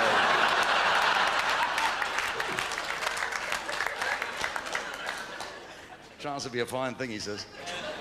Of course, the monkey thought if the elephant's thing... Oh, you finally begin to sink in. How do you, sir? Lagged your face for the winter and forgot to take it off. You mind if I feel it? You sure you don't mind? Because there's no paper in the toilet backstage. I'm only kidding, sir. Hello. You look very beautiful. What's your first name? Maureen. Maureen. Morden. Marlene. I got it. Marlene. Maureen. Mardine. Maureen. Maureen. Maureen. I finally got it. Maureen. I always wanted to join the Maurines. Now I wish I had. Does he call you Moore for short, or not that often these days? This is your handbag? Oh, could you turn off your vibrator, please, for me? Yeah. May I say hello? What's your first name? Very funny man. He used to do two different sorts of shows. He did that show, which was a bit sort of rude, and he did a kind of a PG-rated one, which was everybody could go to. But what a great guy! But the idea that the BBC are so woke now that they can't even handle the odd joke, which might be considered risque, is ludicrous, isn't it? Thanks to all of you. Thanks to Charlotte for producing the show. Thanks to Pooch for overseeing it all. Thanks to all of you and all of the guests that we had on the show today. And of course, we will be back. There's a super chat coming in there from Karen. It says, how can we tell if we are founding members? That's a good question. Because we've offered founding members a chance to have a drink with us at the live show on May the 6th at the Shepherd's Bush Empire. If you are a founding member, you have paid as a founding member a rather large amount of money in order to do that. It doesn't mean that you joined Substack at the beginning. You have to have actually become, it will tell you if you're a founding member on your subscription. There are 3 tiers. And what? There are 3 tiers. 3 tiers, yeah. So the highest tier is a founding member, I think, I'm right in saying. And if you're a founding member who can't make it to Shepherd's Bush, we'll come up with some other plan next time we do another show, maybe nearer you or something like that. But if you are a founding member and you do want to come to Shepherd's Bush, and it does say so on your Substack, it will say that you're a founding member, won't it? Yep. So you'll be in no doubt. But if you're just an ordinary member who is paying a subscription, but you're not a founding member, you won't be able to come and have a free drink. But it doesn't mean we don't love you. It just means we can't afford to accommodate everyone. So we're looking forward to it muchly, as Donald Trump would say, and we'll be back tomorrow at 7 a.m. Any more questions, by the way, about that, do get in touch or get in touch on the Substack. But it will be clear to you, and the team of now people that run the Substack will explain to you whether or not you're a founding member, okay? I think hopefully that will sort everybody out. Anyway, tomorrow we've got Carol Decker. We're going to be filming Plank of the Week. We've got Plonk of the Week coming up on Friday as well with Marilyn Hawes. I can't imagine what she's going to be like when she's had a couple of glasses of wine, but I'm looking forward to her describing the the village in which the xenophobic village in which she lives up in, I think it's Suffolk somewhere. Bedfordshire. Is it Bedfordshire? Okay. Anyway, as I say, we'll see you tomorrow morning at 7 a.m. Don't do anything stupid. Keep the faith and don't be a plank. Remember, despite all of the others out there, it's always the others. Don't be a plank.